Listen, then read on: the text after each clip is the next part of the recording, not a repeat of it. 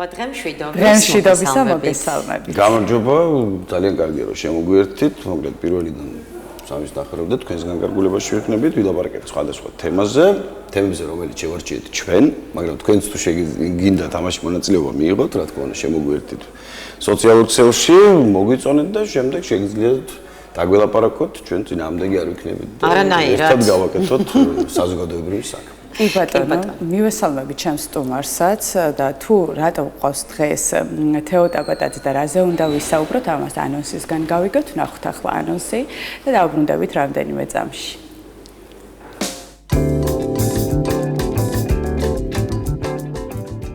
დღეს დიდი შესვენების ეთერში ნახავთ. ვნახოთ სოფო შაიშმელაშვილის რუბრიკა რჩევები მშობლებს.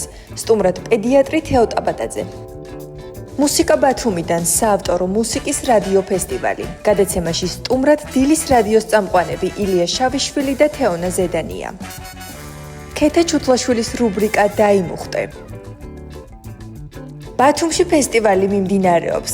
თემაზე ვცლად ისაუბრებს ზურა ჩართოლანი. და ბოლოს სამოდელო კარიერა და გამოწვევები. თემაზე ვცლად ისაუბრებს მოდელი იოანა შერვაშიძე.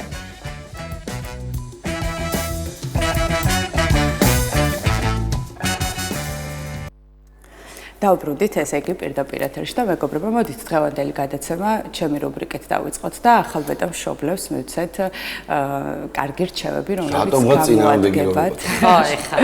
ხო, მოხარული ვარ. მოკლედ, ახლა მინდა რომ ტელევიზორთან მოკალათ და ახალბედა მშობლები, არა მხოლოდ დედები გულისხმობ აქ მშობლებს, რომლებიც სულ ახლახან გახდით მშობლები და გყავთ სახლში ჩვილი. ამ დროს ყველაზე მნიშვნელოვანი არის ხოლმე მშობლის როლი, თუ როგორ უნდა მიუდგეთ ჩვენს პატარას, როგორ გავიგოთ თუ რა აწუხებს, რა არის საჭირო, რა არის კარგი, რა არის ცუდი და ვინ გურჩევს ყველაზე კარგ რჩევას და ვინ გასცემს ყველაზე კარგ რეკომენდაციას თუ არა პედიატრი, ხო? პირველი ჩვენი დახმარება, როდესაც რაღაცა გვიჭირს ხოლმე, ეგრევე მიმართავთ ხოლმე პედიატრს. მოკლედ დღეს ძალიან საინტერესო საკითხებზე უნდა ვისაუბროთ, საინტერესო რჩევებს მიიღებთ, რომელიც აუცილებლად გამოგადგებათ გარკვეულ ასაკამდე, სანამ თავად შეისწავლით გამოცდილების გათვალისწინებით. დღეს ჩემი სტუმარია თეო ტაბატაძე, პედიატრი. თეო, მოგესალმები, მადლობა სტუმრობისთვის. ძალიან მნიშვნელოვანი თემაა და საკმაოდ ისეთი ამაღელვებელი, იმიტომ რომ როდესაც მშობელი ვხდებით, ხო, რომ მშობლები ვხდებით უბრალოდ, რაღაცნაირად ვღელავთ ხოლმე. მიუხედავად იმისა, რომ ორსლობის პროცესში, როგორც დედა, ასევე მამა, ეტაპობრივად ვაგროვებთ ხოლმე ინფორმაციას, თუ აი, როდესაც პატარა დაიბადება, როგორ უნდა მიუდგეთ, რა უნდა ვიცოდეთ, აი ეს პირველადი დახმარება, გავიგოთ თუ როგორ უნდა აღმოუჩინოთ. პატარას მაინც რაღაცნაირად დამაბნეველია ეს პროცესი, ალბათ უფრო სიხარულის ფონზე რაღაცეები გვავიწყდება ხოლმე. არ არსებობს, არ ვიცი, შეიძლება ვცდები და ძალიან კარგი იქნება თუ ვცდები, არ არსებობს პატარა, რომელსაც გარკვეული პრობლემები არ ახლავს დაბადებისთანავე. ყველაზე გავრცელებული პრობლემა, ახლა ჩემი გამოცდილებიდან, ირგვლივ მყოფების გამოცდილებიდან რომ ავიღო, არის უეცარი მუცლის ტკივილი, ტირილი, ყურის ტკივილი, შემდეგ მოდის კბილებიდან გამოწვეული პრობლემები, ეს რაღაცნაირად კიბე მიყვება ხოლმე. მშობლებს გვიწევს ხოლმე ღამის თემა, მუდმივად პედიატრთან კონტაქტი. ხანდახან საერთოდ არაფერი არ აწუხებს ხოლმე პატარას, მაგრამ დედას რაღაცნაირად გონია, რომ აი რაღაცა აწუხებს, რაღაცა ტკივა. მოკლედ, მოდით დავიწყოთ თავდაპირველად. როდის იწყებს დედა პირველ კონტაქტს, აი როგორც კიჩვილი დაიბადება? შეიძლება თუ არა ჩაითვალოს, რომ ძუძუთი კვება არის მშობლისა და ჩვილის პირველი ერთ-ერთი მნიშვნელოვანი კონტაქტი და რა მნიშვნელობა აქვს ბუნებრივ კვებას. მოგესალმებით კიდევ ერთხელ საფრთხე, ძალიან დიდი მადლობა ასეთი თემის წამოჭრისთვის, რადგანაც ნამდვილად უმნიშვნელოვანესი თემაა. ძუძუთკვებაზე ესე ჩვენ საუბრის პროცესში მუდმივად შევეხები და დავიწყოთ სულ თავიდან. ნამდვილად, როდესაც ქალი ხდება დედა, მაშინ იწყება მეორე ცხოვრება, მეორე ეტაპი და საკმაოდ საპასუხისმგებლო, ამასთან ერთად საკმაოდ ბედნიერი და ამაღელვებელი. თუმცა ამ ბედნიერ და ამაღელვებელ წუთებს ცვლის ხოლმე პატარას ტირილი, რომელიც რეალურად მისი ჩვენთან კომუნიკაციის ენაა, მაგრამ ჩვენ დიდებს ეს ყველაფერი გვავიწყდება და ვარდებით ხოლმე შფოთვაში. პირველი საიდანაც იწყება ჩვენი დისკომფორტი, სწორად ახსენე, ხო? ეს არის მუცლის ტკივილი, რომელიც დაახლოებით შემოდის ხოლმე 3 კვირის ვადაზე. ანუ ახალშობილთა ჩულთა კოლიკას, რასაც ვეძახით, რეალურად იწყება 3 კვირიდან და დაახლოებით 3 თვემდე გრძელდება. კოლიკაა პერიოდი, როდესაც 24 საათიდან, განსაკუთრებით უყვართ ხოლმე საღამოს პერიოდი, მაგალითად 8-დან 10-მდე, 10-დან 12-მდე სულ აფრთხილებს მშობლებს. იწყებენ ტირილს, მუცელთან მიაქვთ ფეხები, სახეზე წითლებიან და გონია რომ რაღაცა დამართე, ვიღაცა მაიყვანა, რაღაცა მოტეხა.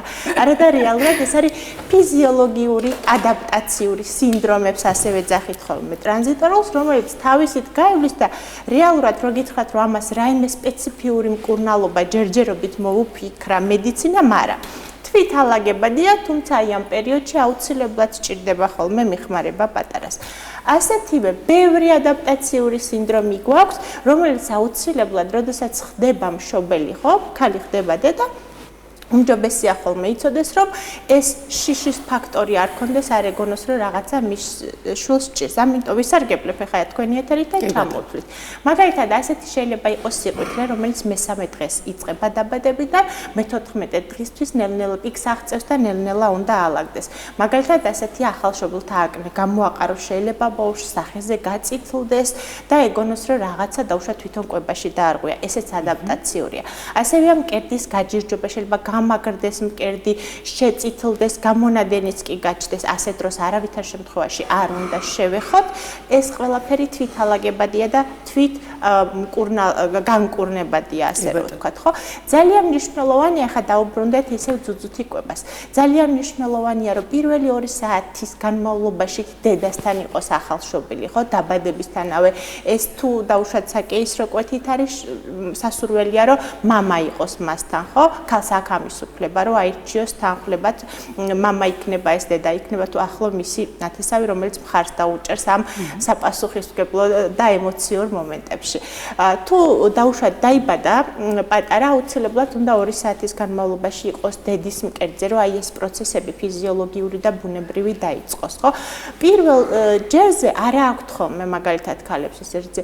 პირველად არის ხსენი, რომელიც აუცილებლად უნდა იგემოს და მოწოვოს, ასე რომ ვთქვათ, პატარამ, ხო?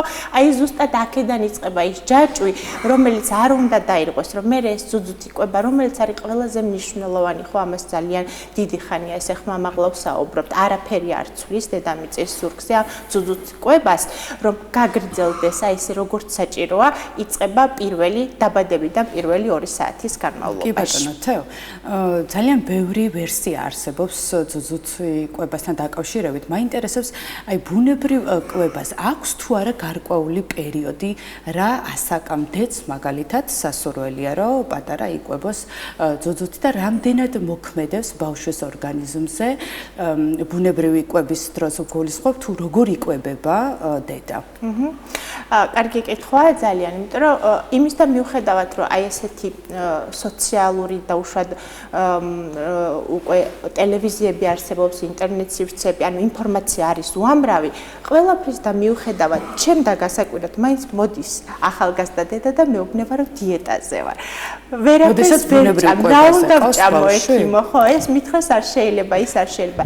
რეალურად დიეტა არ გვჭირდება, ხო?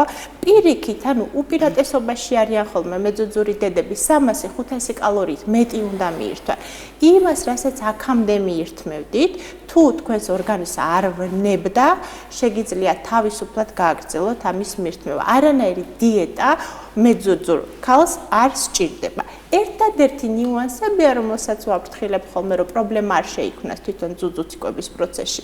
ეს გახლავთ ნივრიანი, ხახვიანი და სუნელიანი, ადვილად გადადის თვითონ დედის რძეში, უცვლის გემოს და ეს პატარას არ მოწონს ხოლმე. ზოგადად არ უყვართ განსხვავებული გემოები, ხო? ეს პრობლემაა ხოლმე ძუძუს ბავშვებთან, რომ თუ 6 თვეზე რაღაცა არ შემოვიტანეთ, რომ სხვა დააგემონოს და ეს გემოს რეცეპტორები, ასე რომ ვთქვათ, გათამამდნენ, ხო? მე ძალიან უჭირთ ხოლმე სხვა საკვების მიღება. ამიტომ ეს დავიმახსოვროთ. არანაირი დიეტა არ გჭირდება, ერთადერთი იმ საკვებს მოვერიდოთ და უშუალოდ რომელიც ვიცით, რომ დედის რძეში ადვილად და მარტივად გადადის უცვლის გემოს და თუ ამ დროს ყველა პატარა ამას არ აპროტესტებს. თუ ჩაიდო მაგალითად ძუძუ პატარამ გამოიღო, არ მოეწონა ტირილი და იწყო უბრალოდ გაგვახსენდეს, რომ აი ეს ფაქტი ხომ არ იყო მაგალითად, ხო? ეს არის და ეს.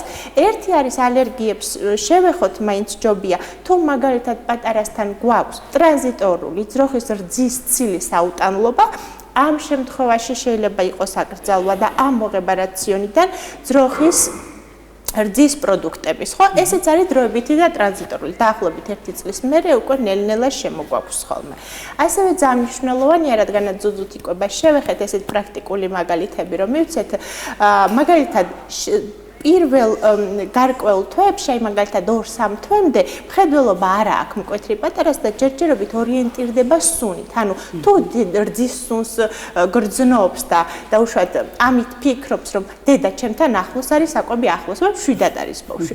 შეიძლება რომ მაგალითად აეროზოლმა ან სუნამომ თუ გადაფარა ეს რძის სუნი და მას სუნის ის შეექმნა, ანუ დისტანცია შეექმნა, ვეღარ იგრძნო, ასე რომ თქვა, პატარა რძის სუნი, ამაზეც გაბრაზდეს იტიროს და ეს რეკომენდაციებიც გვაქვს ხოლმე, რომ დაახლოებით პირველი 4 თვის განმავლობაში ნუ გამოიყენებთ სუნამოებს, რომელმაც შეიძლება რძის სუნი გადაფაროს და ანუ აეროზოლებს იგიანოს. ახლა მიჩნდება ცოტას ისეთი რაღაცნაირი კითხვა, მაშინ როგორ გრძნობს მამას? მამას გრძნობს, იმიტომ რომ დედა და მამა ეხუტება ხოლმე ეს მანისა მამასაც აქვს რძის სუნი. კი ბატონო. თეო და ორი სიტყვით თან რომ ითხრა რა საკამდე უნდა ყავდეს ბავშვი ბუნებრივ კვებაზე. უცებ გიპასუხებთ ამაზე, თუ მაგალითად დედა გადის სახლიდან, მე ძუძური ხალი ხო, ხანდახან ვთხოვთ ხოლმე, რომ თქვენი რაღაცა და უშოთ მაისური, რომ ჩაიწვას ამ ბებია მამა, ვისაც ყავს, რომ იგრძნოს რა დედა. ხანი მაიწყო დისკომფორტი არ შეექმნას და თქვენი შემდეგი კითხვა. ხო, ბავშვის ჯანმრთელობისთვის რა საკამდე უნდა გავითვალისწინოთ, რომ ყავდეს ბუნებრივ კვებაზე? პირველი 6 თვე არის ექსკლუზიური ძუძუთ იკვება, როცა არაფერი არ სჭირდება და ფაქტიურად დედის ქალის რძე ყველაფერს მოიცავს, რომ ეყოს ბავშვს. ერთადერთი ვამატებ D ვიტამინის რაკეტის პროფილაქტიკას, არავითარ შემთხვევაში არ უნდა გამოვტოვოთ ეს, ხო, არ უნდა ამოგვივარდეს თავიდან და მეორე არის თუ ორსულობის დროს დედას მთელი ტრიმესტრის, 3-ო ტრიმესტრის განმავლობაში აღენიშნებოდა მაგალითად ანემია, ამ შემთხვევაში შეიძლება თავიდანვე ჩავრთოთ რკინის პრეპარატი, ძუძუთი ექსკლუზიურად ძუძუთი ყოფნის დროს, ან შეიძლება ჩავთოთ მაგალითად 4 თვიდან 6 თვემდე, ხო? ანუ 6 თვემდე არის ექსკლუზიურად ძუძუთი იკვება ესეთი დანამატებით, ხო? შემდეგ უკვე 6 თვიდან შემოდის დამატებით იკვება, ანუ ძუძუ შეიძლება რომ გაიშვიათდეს.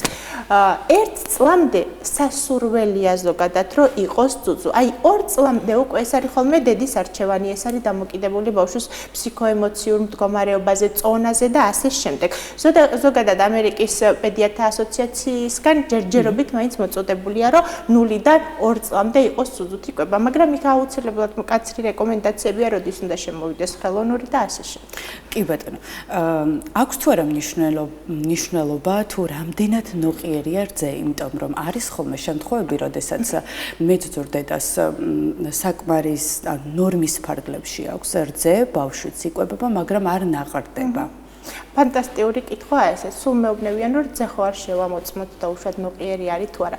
რძეს შემოწმება არ უნდა და ვაფასებთ. არის სპეციალური კრიტერიუმები, ესეთი უხეშად რო ვთქვათ, რითაც ვაფასებთ. მაგალითად, ახალშობილი თუ შარდზე გადის ან პამპერსის გამოცვლა ჩვენ გვიწევს 6-8 ჯერ 24 საათის განმავლობაში, ეს ნიშნავს, რომ სითხეს ანუ რძეს საკმარისად იღებს და მეორე ფაქტორია, რომ საშუალო არითმეტიკულით ვითვლით 25-30 გრამი დღიური ნამატი ახალშობილს აუცილებლად უნდა ჰქონდეს, ხო? თუ ეს ორი კრიტერიუმი დამაკმაყოფილებელია, ბავშვი იმატებს საშუალოდ აი კვირაში 150 გრამი უხეშად რო ვთქვათ, ასე, ხო? და პამპერსის სიხშირე შარდს ვაკვირდებით, ვუცვლით 6-8 ჯერ, იქ აღარ არის საუბარი, რომ დაუშვათ ნოყიერი არის თუ არა, ეს ძუძუ და ეს რძე ბავშვს ერგება და თავისუფლად უნდა გააგრძელოს მოწოდებული მიხედვით, გეგმის მიხედვით. კი ბატონო. და ძუძუთ კვებას რაც შეეხება, ბოლო კითხვა მექნება, რა გამოვლინება უნდა შევნიშნოთ ჩვენს პატარას, რომ მოგვიწიოს ბუნებრივი კვების იძულებითი შეწყვეტა? ბუნებრივი კვების იძულებითი თვითონ ბავშვის მხრივი ჩვენება, როგორც ასეთი ძალიან მცირეა. როგორც თქვი, თუ ნამატი არ არის, იმიტომ რომ ყველაზე მნიშვნელოვანი, ყველაზე მეტად რაც კონტროლირებადია პედიატრების მიერ, ეს არის პირველი 2 თვის განმავლობაში აუცილებლად უნდა იყოს ნამატი, ხო? პირველი თვე უნდა იყოს 800, დაუშვათ 1000 გრამი კილომდე და ყველა მომდევნო 500 უკვე ნორმა. თუ არ აკმაყოფილებს ამ ნამატს და ჩვენ ვხედავთ, რომ ბავშვი არ იზრდება, ანუ ფიზიკურად აუცილებლად მაშინ დამატებითი კვება შემოდის ხოლმე, იმიტომ რომ ყველაზე კიდე ერთხელ გამომეორდები, რომ ყველაზე მნიშვნელოვანი არა ნევროლოგია, არაფერი არ არის პირველი თვის განმავლობაში, ეს არის წონის ნამატი და ამას ძალიან მკაცრად ვაკონტროლებთ ხოლმე. ეს არის ბავშვის მხრივი ჩვენება. სხვა კუთხით რომ ვთქვათ, მაგალითად, თუ არის ალერგიული რეაქცია, როგორც თქვით, აუტანლობა, უпростоრად ძროხის წისწილის აუტანლობა, პირიქით ძუძუზე მყოფი ბავშვისთვის უფრო მარტივია ხოლმე, ოჯახისთვის უფრო მარტივია. რას ვაკეთებთ? დედა ამოიღებს ხოლმე დაუშვათ საკვებიდან რძის პროდუქტებს და პრობლემა გვარდება. მაგრამ არის თუ არა შესაძლებელი, რომ შემდეგში ბავშვს ისევ გქონდეს აუტანლობა რძის პროდუქტის მიმართ? კი, არის ძალიან დაბალ პროცენტში, რომ ეს გაგრძელდება და ასეთ შემთხვევაში თუ გრძელდება, ეს არ არის ხოლმე აუტანლობა, ეს არის უფრო უკვე ალერგია, ხო? რომ გავმიჯნოთ, კი ბატონო.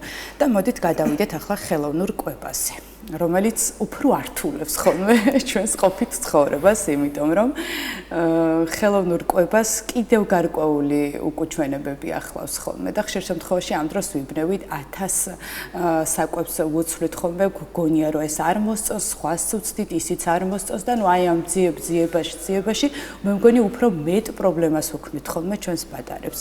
რა უნდა გავითვალისწინოთ, როდესაც ხელოვნურ კვებაზე გადაყვავს ბავშვი და როდესაც ბუნებრივი კვებიდან გადაყვავს ხელოვნურზე, როგორი უნდა იყოს ეს ხელოვნური კვების შემოსვლის პროცესი? ჭირდება თუ არა რაიმე მოფრთხილება, რაიმის გათვალისწინება?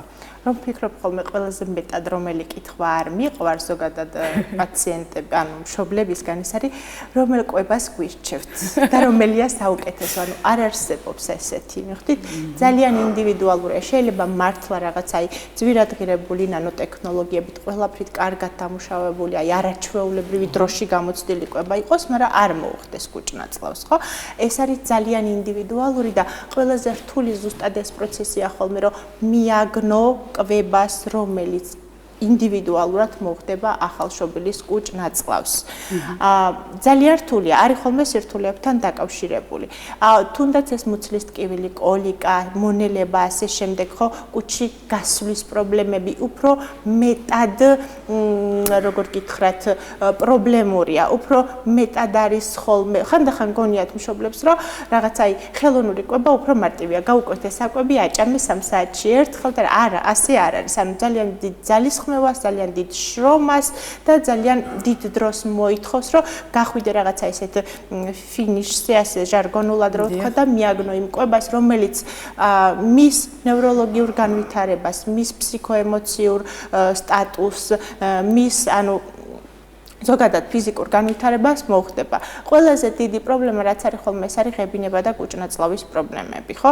და რო წარმოიდგინოთ, ახლა თუ აღებინებს ბავშვი და კუჭნაწლავის პრობლემა, ცხადია იქ ნამატიც ძალიან ანუ ნელა მიდის ხოლმე, ხო? თუმცა არის ბევრი კვება, რომელიც დაუშვათ ადაპტირებულია და ახლოს არის დედის რძესთან და ასე თუ ისე მაინც საბოლოო ჯამში პოულობთ ხოლმე, დაუშვათ რომელი იქნება მისთვის უკეთესი. აქაც ზუსტად იგივე პრინციპია, ცოტა ნიუანსია და ამას გეტყვით რა განსხვავება. დაუშვათ ხელოვნური კვების დროსაც ნამატი ზუსტად იგივე უნდა იყოს 25-30 გრამი დღიური საშუალო არითმეტიკული დაუშვათ კვირაში ერთხელ რომ ავწონოთ ხოლმე ბავშვი და განსხვავება ისე რომ თუ პატარა არის ხელოვნურ კვებაზე, მაგ შემთხვევაში 6 თვემდე აღარ ველოდებით ხოლმე დაუშვათ დამატებით მყარი საკვების შემოსვლას და შეიძლება 5 თვეზე გადავწყვიტოთ, შეიძლება 4.5 თვეზეც გადავწყვიტოთ, ხო, ეს ფაფა და ბოსტნეული, როდესაც დამატებითი კვება შემოდის. ეს განსხვავებაა ხოლმე. კი ბატონო და ერთი საინტერესო კითხვა გამიჩნდა ახლა ჩემი გამოცდილებიდანაც და ძალიან ბევრჯერ მსმენია. როდესაც ზუზუთ კვებაზე ყავს პატარა და ან მუშაობთ, ან რაღაცა მიზეზის გამო გვიწევს გასვლა, ისევ აი რაღაცნაირად ძველი ხალხისგან შემორჩენილი ამბავი არის, როდესაც ძუძუს უკაცრავად რძეს ვყინავთ. აი ეს რამდენად სწორი არის? კარგავს თუ არა ამ დროს რძე თავის დადებით თვისებებს და რამდენად მარგებელია ბავშვისთვის და რა პერიოდის განმავლობაში შეიძლება რომ ეს გამოიყენოს? ოპტიმალური არის 2-3 დღე, ხო? შენახვის პირობები, ანუ უფრო მეტიც არის თუ გავყინავთ და სპეციალურ კონტეინერებში, მაგრამ ეს ნორმალური, ანუ თავისუფლად შეგვიძლია მივმართოთ ამ ხელს, როდესაც დაუშვათ ბევრი გვაქვს ვართ სადღაც გასასვლელი ვარ და ხელოვნური საკვების მიცემას ნამდვილად ჯობია რომ ეს გაყინული ჩვენი პირადი რძე შევთავაზოთ მერე პატარას. აქ არანაირი პრობლემა არ არის, მით უმეტეს ტექნოლოგიები დაიხვეწა და არის საკმაოდ კომფორტული კონტეინერები, რომელშიც შეიძლება უსაფრთხოდ შეინახო. კი ბატონო. და დაუბრუნდეთ ისევ ხელოვნურ კვებას. საინტერესო არის რამდენად მნიშვნელოვანია და მშობელმა უნდა დაიცვას მკაცრად აი ეს შუალედი კვებიდან კვებამდე, იმიტომ რომ ხშირ შემთხვევაში როდესაც ბავშვი ჩვილი ტირის, რატომღაც როგორც ვახსენეთ, მშობელს გონია რომ არ არის დანაყრებული, კიდევ უნდა და თუ მაგალითად ჩვენ გვსმენიათ და ვიცით რომ აი ყოველ 3 საათში ერთხელ უნდა ვაჭამოთ, რატომღაც გვეცოდება ხოლმე და აი ნახევარი საათით ადრე 40 წუთით ადრე ნუ რა მოხდა ერთი შია და განსაკუთრებით ბებიები ერევიან ხოლმე ამ დროს. ხო, აი ეს პერიოდი რამდენად საჭიროა რომ დავიცვათ. როგორც ვიცით, ძუძუს კვებას არ აქვს შეზღუდვა და შეიძლება 5 წუთში ნახევარ საათში მე პირადად ურჩევ ხოლმე რომ ყოველ 1 საათში ძუძუ თუნდაც ეძინოს და თუ დაუშვათ მცირეწონიანი ახალშობილია ხშირად შევთავაზოთ. აი ხელოვნურ საკვებზე ასე ვერ მოიქცევით, ხო? ხელოვნურ საკვებს აქ მკაცრად დადგენილი დაუშვათ ვადები. ეს არის მინიმალური 2 საათნახევარი, მაქსიმალური 4 საათი. დანარჩენი ინდივიდუალურია. შეგვიძლია რომ 3 ყოველ 3 საათში დაუშვათ შევთავაზოთ, შეგვიძლია ყოველ 4 საათში გაიჩნიათ თვითონ კუჭის მოცულობას, ბავშვის წონას, ხო? არიან ბავშვები მაგალითად, ვისაც სუსტი სფინქტერი აქვს თვითონ კუჭის და თუ მაგალითად ბევრი მიირთვა, ამ შემთხვევაში უკანა მოაქვს ხოლმე, ხო, ოდნავ რაღაცა არასწორად რო დავიჭიროთ, უკანა მოაქვს მთელი ფაქტიურად მიღებული მასა. ასე ჩულებს ვურჩევთ, რომ იყოს მოცულობა პატარა და იყოს ყველა 2 საათნახევარში, მაგრამ არიან ჩულები, ვისაც სიამოვნებთ დიდი დაუშვათ მოცულობით მიღება და 4 საათი ყოფნით. ანუ უნდა დავიმახსოვრთ, მინიმალური თუ ხელოვნურ კვებაზეა პატარა, უნდა იყოს 2 საათნახევარი, მაქსიმალური 4 საათი, ხო? მთავარია ვიცოდეთ ბავშვის წონა და ვიცოდეთ კალორიაჟი რამდენი მილილიტრი უნდა 24 საათში, რომ ეს არ დავაკლოთ, ხო? იმიტომ რომ როგორც კიდევ ერთხელ გამიმეორდები, ნამატი პირველი თვეების განმავლობაში არის ძალიან მნიშვნელოვანი. თეო, კიდევ ერთი მნიშვნელოვანი კითხვა მაქვს ხშირ შემთხვევაში, როდესაც ჩვილს არ აქვს კარგი კუჭის მოქმედება, მშობლები ხელოვნურად ვერევით ხოლმე და ეს არ იქნება უცხო ახლა ჩემი მაყურებლისთვის თუ რასაც გულისხმობ. აი ეს რამდენად კარგია, ან რა საერთოდ შეიძლება თუ არა. კუჭის მოქმედებაზეც აუცილებლად თუ ჩვილი მოდის ვასწავლი ხოლმე, ხო? ძალიან განსხვავებულია კუჭის მოქმედება ჩვილობის ასაკში. შეიძლება კონდეს ძუძუთი კვებაზე, როდესაც არის პატარა, ყველა კვების შემდეგ ცოტა, შეიძლება 2 დღეში, 3 დღეში ერთხელ. არც ერთი არ არის პათოლოგია. მთავარია უნდა დავაკვირდეთ ხოლმე ფერს, ხო? არ უნდა იყოს სისხლის მინარევი და ვარდისფერი ლორწო. დანარჩენი ყვითელი, მომწვანო, ცოტა ლორწო მინარევი შეხაჭავებული მასები, ეს აბსოლუტურად ნორმა არის, არ უნდა შეეშინდეთ. ხო? ერთადერთი მივაქციოთ ამას ყურადღება, სისხლის მინარევი არა და ლორწო არა. ხელოვნურ კვებაზე მყოფი ბავშვებისთვის ცოტა განსხვავებულია ხოლმე, ხანდახან დღე ჩაგდებით აქვს და ამასაც აქვს თავისი ფიზიოლოგია, ანუ ხა მარტივად გასაგები რო იყოს, მაგალითად, როდესაც პატარაა ბავშვი კუჭნაწლავს, სანამ ჩაივლის მაგალითად ეს მასა, ხო? და დეფეკაცია მოხდება, ჭირდება დაახლოებით 8-10 საათი. მერე ნაწლავები იზრდება და მერე დრო მატულობს, ასე რომ ვთქვათ, ხო? ამიტომ არავითარ შემთხვევაში არ შეშინდეთ, თუ ყველა დაუშვათ 8 საათში აქვს, ესეც ნორმა, თუ ყველა კვების დროს აქვს, ძუძუთი კვების დროს, ესეც ნორმა და თუ ჩაგდებულია მაგალითად 2-3 დღე, ბავშვი არ ტირის, მუცელი შებერელი არ აქვს, ღებინება არ აქვს, გეთამაშებათ, კონტაქტში შემოდის და უბრალოდ კუჭი არ გასულა, არანაირი ხელოვნური ჩარევით, მაგალითად უკანატანის გაღიზიანებით, კუჭი გასვლის პროცესს დაჩქარება არ სჭირდება. ერთადერთი ნიუანსი კიდე რაც უნდა ვიცოდეთ, ეს არის, რომ არის დისხეზია ესეთი მოვლენა, რომელიც დაახლოებით 6 თვემდე ასაკის ბავშვებს ახასიათებთ ხოლმე და და რას ნიშნავს. ანუ კუჭი გასვლამდე 10 წუთით ადრე იწყებენ ტირილს, რაღაცნაირად სახეზე წითლდებიან და ეს არის ხოლმე პროცესი, რომ აი 10 წუთში ბავშვი გავა კუჭი. ამ დროს თუ ეს პროცესი იწელება ძალიან დიდხანს, მაგალითად ნახევარი საათი წვალობს და ტკივა, კი ბატონო, შეგვიძლია დავეხმაროთ. ესეც ტრანზიტორული ამბავია და მე თავისით გადადის, ხო ნერვულ მომწიფებასთან არის დაკავშირებული. აი ეს ნიუანსი თუ ეცოდინება და თუ ტირის ამ შემთხვევაში შეგვიძლია დავეხმაროთ, არც მიჩვევას არ იწევს, არც არაფერს არ დავაზიანებთ. მაგრამ ის თუ არ გასულა უბრალოდ და რაღაცა დრო გაქმონიშნული რომ დაიშვა გუშინ ამ დროს იყო კუჭი გასული ჯერ არ გასულა და ფოთი ჩართო ასეთი ამბავი არა ასეჭირო. კი ბატონო და რაც შეეხება ხილს, ოღონდ გულისხმობ არა დანამატ ხილს, ბუნებრივ ხილს. როდიდან და რა ასაკიდან და რა ხილი არის საუკეთესო ვარიანტი, რომ დავიწყოთ ნენელა გავასინჯოთ და მივაჩვიოთ და თუ არ იღებს ხილს, იმიტომ რომ არ მოსწონთ ბავშვებს ხშირ შემთხვევაში ახალი გემები იჭყანებიან ხოლმე რაღაცნაირად ხო, აი ამ დროს რა უნდა ვქნათ? ხილი როგორ არის, ეს სეზონურობაზეა ზოგადად დამოკიდებული, უნდა იყოს ჯანსაღი და სეზონური, ხო? აუცილებელი რაც არის, ეს არის რომ უნდა დავიწყოთ აუცილებლად ერთი ხილს, მაგალითად, რაღაც სეზონი მაქვს ისეთი, რომ ორი ხილი მაქვს და ორივე დღეს გავასინჯო, ესე არა, ხო? აუცილებლად მცირე რაოდენობით უნდა დაიწყოთ და უნდა დაიწყოთ. ადრე იყო რომ დაუშვათ ვაშლის წვენით იწყებდნენ. არა აქვს ამას არსებითი, შეიძლება მარწყვითაც დაიწყო, ანუ მარწყვით კი გონია რომ რაღაცა ძალიან ალერგიული პროდუქტია, მაგრამ ესე არ არის და გინდა რომ ასე არ არის.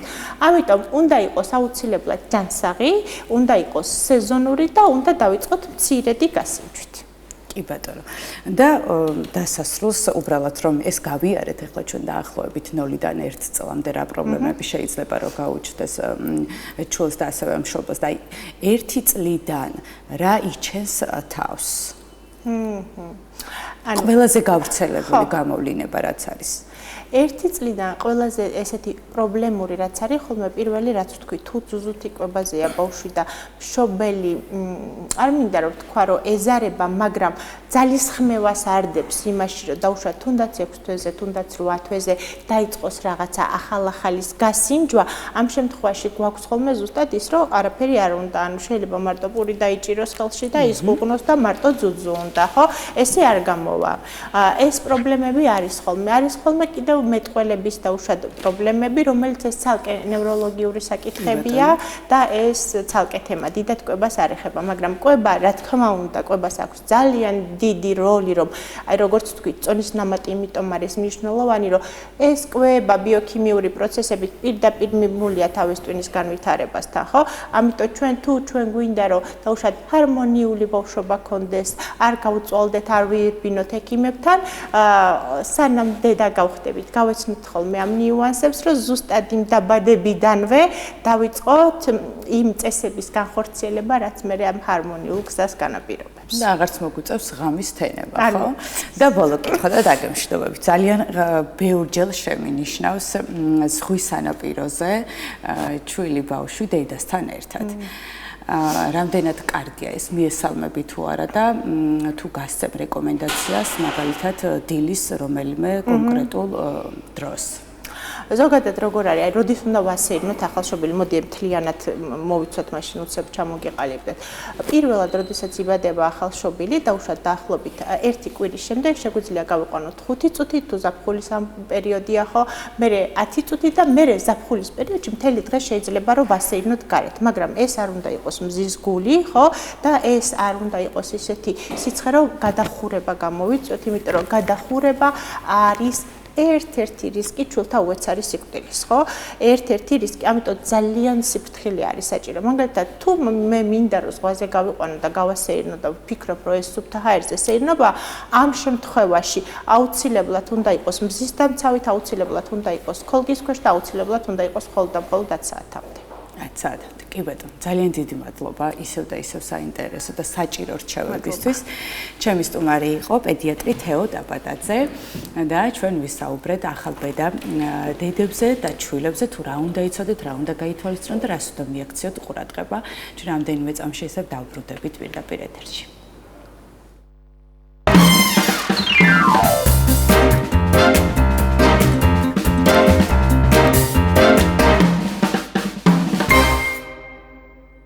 სოფო, დიდი მადლობა, როგორც ყოველთვის, ძალიან საინტერესო თემაზე ისაუბრე შენ სტუმართან ერთად და დარწმუნება, ახალბედა დედები ძალიან ბევრ და საჭირო ინფორმაციას გაიგებდნენ. ნუ ამ თეორიის მერე პრაქტიკაც საჭიროა, ვინც ისაც ყავთ ახალშობილები, შეგიძლიათ ადგილზე გაიაროთ პრაქტიკას. ვისაც არ ყავთ, გამოცდილება წინასწარ უნდა თეორიული მასალის თვალსაზრისით დააგროვონ და შემდეგ საქართველოში არ გვაწყენდა ნამრავლი, რომ უფრო მეტი და მეტი იყოს, იმიტომ რომ პატარა ქვეყანა ვართ და უფრო მეტად გავფართოვდებით ჩვენი კარგი მოსახლეობით.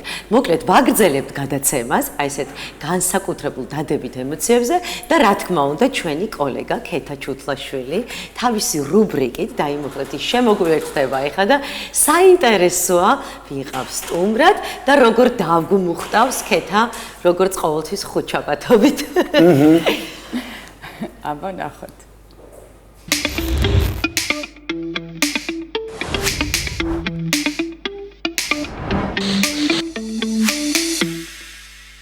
ასე აქუჯდები მე ვიჭყუმპალავებ, არ არის საჭირო ზევითასლა, რა საჭიროა.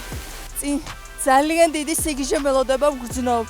აი რას ნიშნავს პროფესიის სიყვარული მეგობრებო? ჩვენ არაფრის არ გვეშინია, დაიმახსოვრეთ. ჩვენ ვართ ყველაზე ძლიერები. თათაშორის გადავხედე წინ რა მელოდება და ცოტა ავცახსახდი. წავედით. გამარჯობა. სანამ რუბრიკა დაიმუხტეს, სტარტს აიღებს, მინდა პატარა ამბავი მოგიყვეთ. ერთმა გოგონამ, რომელსაც წყლის შიში აქვს, გადაწყვიტა, რომ ეს განცდა დაამარცხოს და კანიონინგი გამოსცადოს. და დიახ, ეს გოგონა მე ვარ. სიმართლე რო გითხრათ, ცოტათი ვღელავ, მაგრამ არ აუშავს, დრო არის, რომ შიში დავამარცხოთ და ზაფხული შევიგზნოთ. წავედით! რამდენად ექსტრემალური და სახალისო აქტივობაა კანიონინგი? ძალიან ექსტრემალური და ძალიან სახალისო აქტივობა არის. იმდენად სახალისოა, რომ აი კანიონში ყოფნის დროს საერთოდ არ ფიქრობ არაფერზე, გარდა კონკრეტულად იმ აქტივობისა. რა გამოცდილებას იძენს აქ მოსული ვიზიტორი? ესე იგი, აქ მოსული ვიზიტორი პირველ რიგში ჯერ აღფრთოვანებულია ჩვენი ულამაზესი ბუნებით. ბევრი ტურისტი პოლია ისეთი, მაგალითად, რომელსაც უთქვავს, რომ აი ჩვენი კანიონი შეადარა რაღაცა აი ტროპიკულ ქვეყნებს და აი რაღაცა მხოლოდ იქ აქვს ესეთი ადგილები ნანახი. რა რეაქციები აქვთ ხოლმე აქ პირველად რომ მოდიან? პირველად ფიქრობენ, რომ ამას ვერასდროს ვერ შეძლებენ. ან პირიქით ქვევიდან რომ უყურებენ ჩაჩქერს და რომ ფიქრობენ, რომ აქედან უნდა დავეშვა თოკებით. პირველი რეაქცია არის ის, რომ აი მე ამას ვერ გავაკეთებ. რამდენად არის დაცული უსაფრთხოება? უსაფრთხოება დაცული არის 100%-ით უმაღლეს დონეზე. ჩვენ გვაქვს საუკეთესო აღჭურვილობა. ჩვენ გავლილი გვაქვს არაერთი გადამზადება, როგორც კანიონინგის ინსტრუქტორები. და აქედან გამომდინარე უსაფრთხოება დაცულია 100%-ით. რა მთავარი წესები უნდა გავითვალისწინოთ აუცილებლად? უმთავრესი წესი, რაც უნდა გავითვალისწინოთ, ეს არის აუცილებლად ზედმიწევნით შევასრულოთ ინსტრუქტორის ყველა მითითება. მაგალითად, ერთ-ერთი ის, რომ ყოველთვის უნდა ვიყოთ ფხიზლად, ყოველთვის უნდა გქონდეს თოქზე ხელი მოკიდებული და არ უნდა გაგვეფანტოს ყურადღება. როგორ უნდა გვეცვა შესაფერისად? არ არის აუცილებელი რაიმე განსაკუთრებული ტანსაცმელი გქონდეთ. ჩვენ გვაქვს სპეციალური აღჭურვილობა, რომელსაც მოგაწოდეთ, ასევე გვაქვს ნეოპრინის სამოსი, რომელიც იცავს წყლის სიცივისგან, ნაკაწრებისგან და ჩვენ ამ ყველაფერს წარმოგიდგენთ და მოგაწოდეთ. რაიმე უცნაურ შემთხვევას ხო არ გაიხსენებდით? კი, უცნაური იყო ის, რომ რამდენიმე ტურისტმა შეგვიკვეთა კანიონინგის ტური და სინამდვილეში ან კანიონინგი წარმოედგინა როგორც რაღაც მარტვილის კანიონში, ეს ნავით ნელა გასეირნება და რომ მოვიდა და რომ ვაჩვენეთ რას ვაკეთებდით სინამდვილეში, აი ბევრად ძალიან გაოცებული იყო, მოკლედ ესე რომ ვთქვა და საბოლოოდ დარჩა თუ დაბრუნდა უკან? არა, საბოლოოდ წავიდა მარტვილში. ერთი სიტყვით შეაფასეთ კანიონინგი რა გველოდება წინ? ნუ ერთი სიტყვით გამიჭირდება, მაგრამ კანიონინგი ეს არის მეტი ექშენი, მეტი დრაივი და დამტკიცება საკუთარი თავის მიმართ, რომ თქვენ ეს აუცილებლად შეგიძლიათ. და დარწმუნებული ვარ, რომ ეს შემიძლია. წავედით. პირველი ეტაპი აღჭურვილობის მომზადება და მორგება. მეორე ეტაპი კანიონის სათავეში ასვლა. მესამე ეტაპი ინსტრუქციის გავლა. მეოთხე ეტაპი კანიონში დაშვება, გართობა, ექსტრიმი. და ქეთერის კენი ჩუთლეშვილი. ეს არის ჩემი ზედმეტსახელი. როგორ გავწელოდ რო აღარ ვიცი. კარგი, წავედით.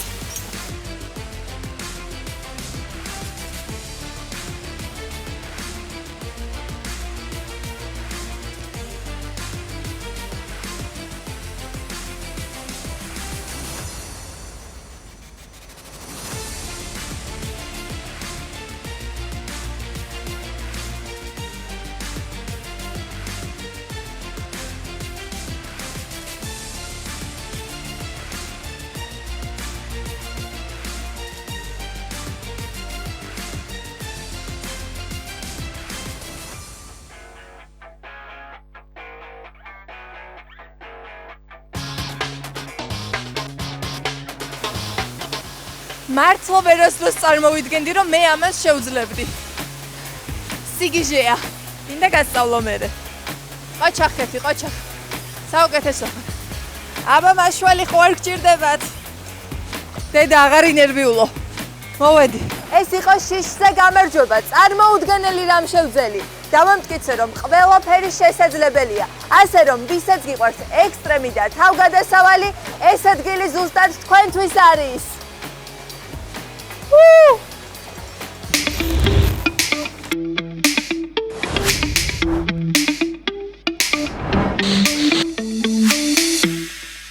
მართლა დავიმოხდეთ ემოციები. მადლობა ქეთას და მე მინდა ვთქვა რომ მე ვერ გავრისკავდი ნამდვილად. მე მგონი ვერც მე ესოფო, მაგრამ ქეთა აღმოჩნდა საკუთარი თავის ფსიქოლოგი პაატა, ხო? კი, ხო, ჩემი ავტორიტეტული დასკვნით. ხო, მოკლედ არანაკლებ რისკიან ამბავზე ვილაპარაკოთ ახლა, რაც შეეხება საავტორო მუსიკას, აი მაისურიც ნახეთ, მაისური მაცვია, სადაც აწერია მუსიკა ბათუმიდან და ზუსტად ამ ფესტივალზე უნდა ვილაპარაკოთ ორგანიზატორებთან ერთად, რა თქმა უნდა. მოგეხსენებათ, ჩვენი ქვეყანა განებივრებული არ არის, ასე ვთქვათ, საავტორო მუსიკის ფესტივალები, გვაქვს ერთეულები, რა თქმა უნდა, ამას არავინ არ უარყოფს და წარმატებულიც, რაც ძალიან სასიხარულოა და ადგილობრივ არტისტებს აქვთ საშუალება დაუშვათ მიიღონ მონაწილეობა ამაში და საკუთარი გულის ნადები გაუზიარონ მსმენელს, მაყურებელს და ასე შემდეგ, თუმცა ნუ იმდენი არ არის, რამდენიც გვინდა, როდესაც ვამბობთ, რომ ქართველი ერითმლიანად ღერის, ცეკვავს და ასე შემდეგ. ამიტომაც ყოველ ასეთ გამონათებას 5000 მაგად მივესალმებით ხოლმე მუსიკოსების და ჩვეულებრივი ადამიანების მსმენელებს გულისხმობ ამ შემთხვევაში და ძალიან გვიხარია, როდესაც არის საშუალება საკუთარი გულისნადები მიუხედავად მიმდინარეობისა, ეს იქნება ფოლკლორი, ეს იქნება ზე ულტრა თანამედროვე მუსიკა და ნებისმიერი სხვა რამ, მოკლედ ამ ცელ დიაპაზონში, როდესაც გაქვს შანსი, ასე ვთქვათ, გააზიაროს ყველაფერი და ამას რა თქმა უნდა უზრუნველყოფენ ფესტივალები, რაზეც ვლაპარაკობთ და ფესტივალები ამას უზრუნველყოფენ იმით, რომ ყავთ ორგანიზატორები. ადამიანები, რომლებიც მოდიან სხვადასხვა ისტორიით, ეს შეიძლება იყოს ადამიანები მუსიკიდან, ეს შეიძლება იყოს ადამიანები თუნდაც ბიზნესიდან, ხო? რაც მართვის გამოცდილებით, რომლებიც ამ თელ ჯაჭვს, ასე ვთქვათ, თელ ლოგისტიკას აწყობენ და მერე გვთავაზობენ და უკვე დაუშვათ მაყურებლის და მსმენელის თვალწინ წარდგება ხოლმე ფესტივალი, თუმცა ორგანიზატორები ხშირად არ ჩანს. მაგრამ ჩვენ შემთხვევაში გამონაკლისია, იმიტომ რომ მიუხედავად იმისა, რომ რადიოს თანამშრომლებზე ალაპარაკი და წამყვანებზე ისინი ჩანან, იმიტომ რომ დღეს 21 საუკუნეა და იმის გარდა რომ ხშირად ხედავთ ხოლმე ინტერნეტში და თუნდაც რადიოვიზიით ხედავდით წლების განმავლობაში, ეს ადამიანები თან გამოფენილი არიან, შეიძლება ხმა გვესმის, არამედ ხედავთ. ხო, რა თქმა უნდა, თან რადიოსთან თუ ჩაევლით, ილოს და თეოს სურათს, ტერმა ვერ დაილახე, იმ ხელაზეა გამოფენილი. არამედ ვფიქრობ კილომეტრებით რო გვაშორებდეს მათ ხმას აუცილებლად ყოველთვის ყველგან. ეგ ცალკე ახლა რადიოზე ცალკე უკვე თეო ილაპარაკებს ყველაზე მეტი თეო ლაპარაკობს ხოლმე რადიოზე, იმიტომ რომ ისე ლაპარაკობს ხოლმე რომ გშივდება.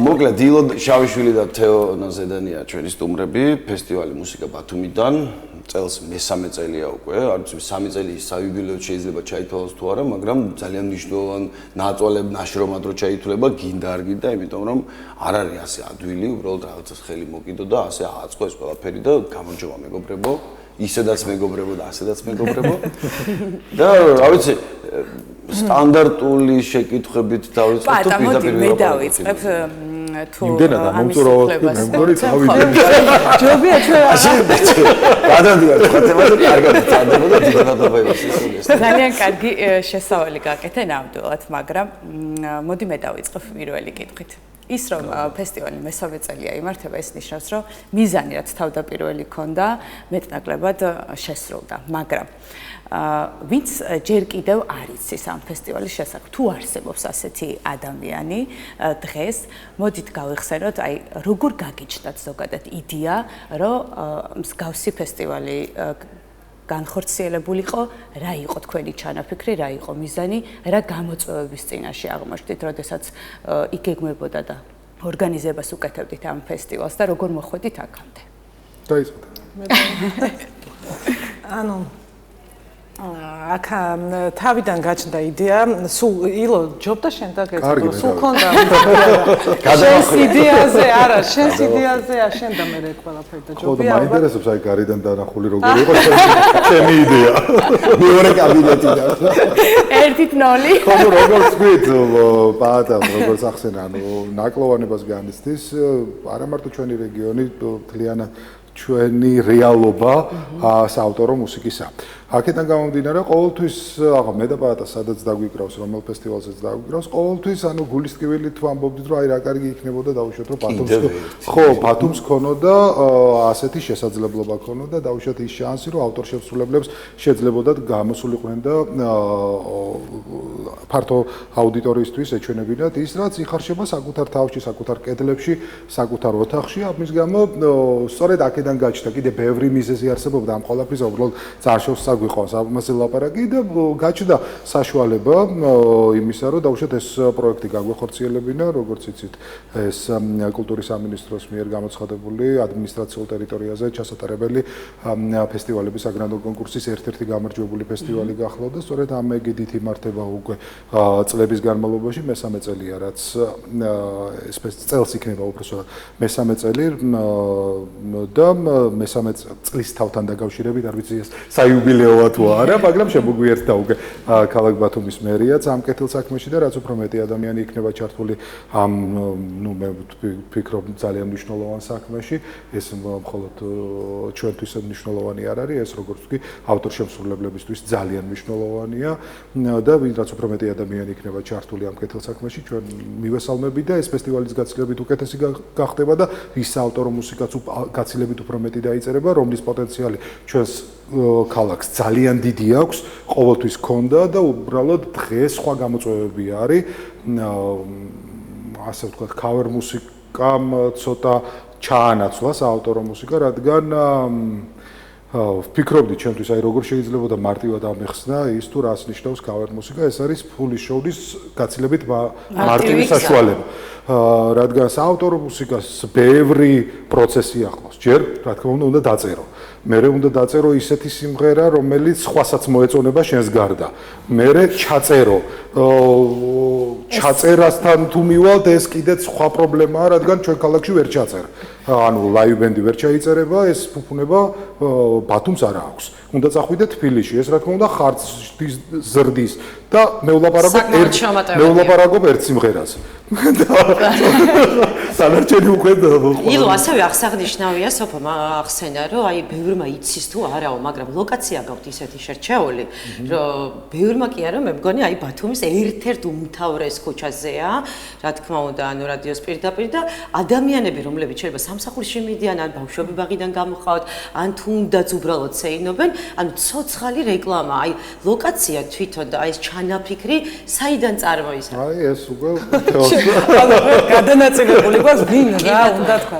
ან ლოკაციასთან დაკავშირებით მაქვს ესეთი პასუხი, იმიტომ რომ ეს არის რადიო ფესტივალი და მთელ მსოფლიოში აპრობირებული მეთოდია, რომ საავტორო მუსიკის ყველაზე დიდი მხარდაჭერი მთელ მსოფლიოში არის რადიო და ჩვენც არ ვართ გამონაკლისი, ბათუმშიც ასეა, იმიტომ რომ როცა რამე იწერება ბათუმში, არა მარტო სიმღერა, ლექსიც თუ მოთხრობათ, პირველად ჟღერდება რადიოში. ფილმიც ხო? ნუ რადიო სპექტაკლებით დაიწყო ყველაფერი თავის დროზე.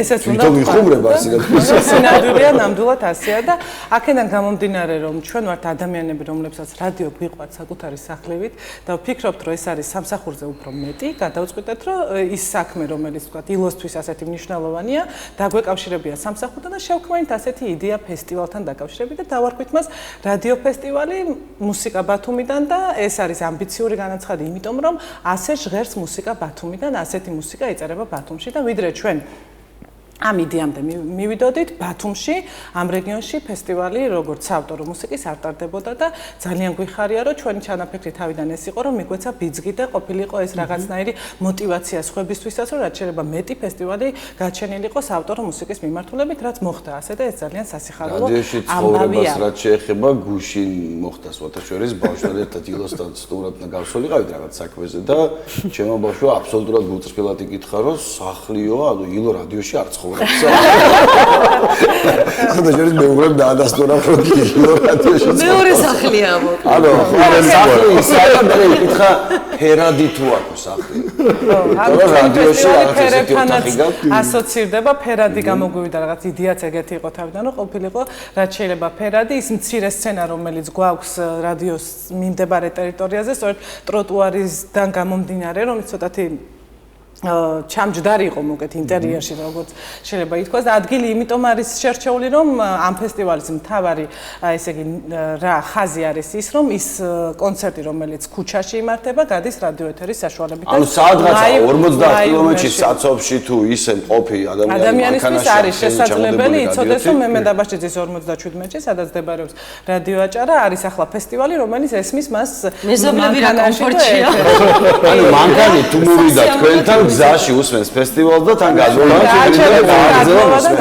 ლოკაციასთან დაკავშირებით ეგ ამბავია რომ რადიოსთან ახლოს იყოს იმიტომ რომ ეთერში არ ქონდეს ტექნიკური ხარვეზი და ისიც უნდა ითქვას აუცილებლად რომ უხარვეზოდ გადის ეს კონცერტი ეთერში მხოლოდ იმ ჭუჭყით რომელიც ზოგადად ახლავს ლაივ კონცერტებს ქუჩაში გამართულ კონცერტებს მოგეთ ჩვენ ვეცადეთ რომ ჩვენი ცოცხალ მუსიკას და ამიტომ ჩვენ ვეცადეთ რომ ჩვენი ფესტივალი ჩვენ სამსახურთან ადგილთან რომელიც ძალიან გვიყვარს ყოფილიყო ასე მჭიდრო კავშირში და თან იდეას არაც და იმიტომ რომ მუსიკის ხარდაჭერი რადიო არის იყო და იქნება ყოველთვის. აი რა გააკეთა ჩვენმა ფესტივალმა ირაკლის კადრებია. შარშან ირაკლი დაახურა ჯემსეიშენით ჩვენი ფესტივალი. და შარშან დადო პირობა ჩვენ ფესტივალზე რომ თუ მომავალში ანუ წელს ჩატარდებოდა ფესტივალი ის აუცილებლად საავტორო პროგრამით წარდგებოდა პირობა შესრულებულია წელს ირაკლი დაუგრავს საავტორო მუსიკას ჩვენს ფესტივალზე ასევე ახალი ბენდი დავინახე გიორგი ხურავის კი გიორგი სასიამოვნოა რომ ახალგაზრდებს ხელს უწყობთ ეს სხვა კომპონენტია მე ჯერ იმ თემას დავასრულებ აი მაგალითად ვაჟა თუხუშის კონცერტი ყველას გვიყვარს ყველა ვაფასებთ ყველამ ვიცით რა განზია ეს ჩვენი ქვეყნისთვის და არსებობს პლატფორმა, სადაც შეგიძლია მიხვიდე და ვაჟას სრულ კონცერტს მოусმინო. ჩვენ ფესტივალზე ეს შესაძლებელია ყოველწლიურად. ასევე ძალიან ბევრი ადამიანი, მაგალითად ირინა ხინიკაძე, გახდა ჩვენი ფესტივალი გახდა ერთგვარი мотиваტორი მისთვის, რომ შეექმნა პროგრამა, საავტორო პროგრამა და დაეკრა ჩვენს ფესტივალზე. ამიტომ ფესტივალმა მე მგონი 3 წლის განმავლობაში იმაზე მეტი შეძლო რომ გაეკეთებინა, ვიდრე ჩვენ ამას თავიდან წარგვაგვიყვანეთ. აღნიშნოთ ბარნო საბინა ჭანტურია რომელიც უბრალოდ რამდენჯერმე სტუმრად იყო აჭარის ტელევიზიაში და რადიოში წლების განმავლობაში და შვედეთში ცხოვრობს და იცით ძალიან კარგად ვინც გადავნეთ თუ აყურს Facebook-ს საბოლოო ჯამში დაუკრა თქვენთან იქ სპეციალურად ფესტივალისთვის დაიწერა ერთი მუსიკა კი და ჩვენ ფესტივალს შარშან შემოვიტანეთ ახალი კომპონენტი რომ გარდა ძირითადი შემსრულებლებისა მივეცით შანსი აი ყურავაზე რო გითხრათ მივეცით შანსი რომ ადამიანებს რომლებსაც ჯერ არ აქვთ 50 წუთიანი საავტორო მუსიკის პროგრამა და აქვთ 5 სიმღერა და თქვა დანარჩენი ქავერი აქვთ მოვიდნენ ჩვენთან და ჩვენ ვუთმობთ სცენას მათ რომ ეს იყოს мотиваცია მომავალ წელს უკვე ახალი პროგრამისთვის და აი სწორედ ყურავა თქვენ ახსენეთ ეს ერთ-ერთი ეს ამ კომპონენტის ნაწილი იყო და წელს გვაქვს ესე იგი ახლა ძირითადი შემსრულებლები ყავს და მეორე ნაწილი არის აი ეს რაც ახლა ვახსენე 4-5 სიმღერა აქვს ანუ საფესტივალო პროგრამა და არასაფესტივალო პროგრამა და ახალგაზრდებს და არა მარტო ახალგაზრდებს ყველას ვაძლევთ შანსს რომ მოვიდნენ კონკურსში მიიღონ მონაწილეობა ჩვენი სოციალური მედიის გვერდზე არის განთავსებული კონკურსის პირობები სადაც შეუძლიათ რომ ნახონ რას უნდა აკმაყოფილებდნენ გადმოაგზავნონ ჩვენს მეილზე და მე კონკურსის 25 ივლისამდე აქვს შანსი რომ კონკურსის ესეთ შეირჩევა 4 შემსრულებელი რომელიც წელს ფესტივალზე იქნება ახალი სიტყვა და ერთი მნიშვნელოვანი რაღაც უნდა აღნიშნოთ კიდე რომ რაც არ უნდა ახლა ონლაინ სერვისებიც ახსენე ხო რომც ჩაწერო სიმღერა რომც გააკეთო და ატვირთო ერთია შეიძლება ისმინებოდე კარგად ეს ძალიან სასიხარულოა მაგრამ მეორეა როდესაც შენ თვითონ ასრულებ ამ სიმღერას იმიტომ რომ ჯერთი ყოველი ცოცხალი შესრულება სულ სხვანაირია კომპოზიციის, დაწყებული ხალხურიდან, კლასიკიდან და ასე შემდეგ, იმიტომ რომ განუმეორებელი სიტუაცია, ადამიანები იცვლება, მსმენელი მომენტში იცვლება, რაღაცები ხდება, ეს ურთიერთგაცვლის პროცესია და შესაბამისად ამის გამოცდილების შანსიც აქვს განსაკუთრებით ადამიანებს, ვინც დაუშვათ პირველად, მეორედ, მესამედ გამოდის სცენაზე.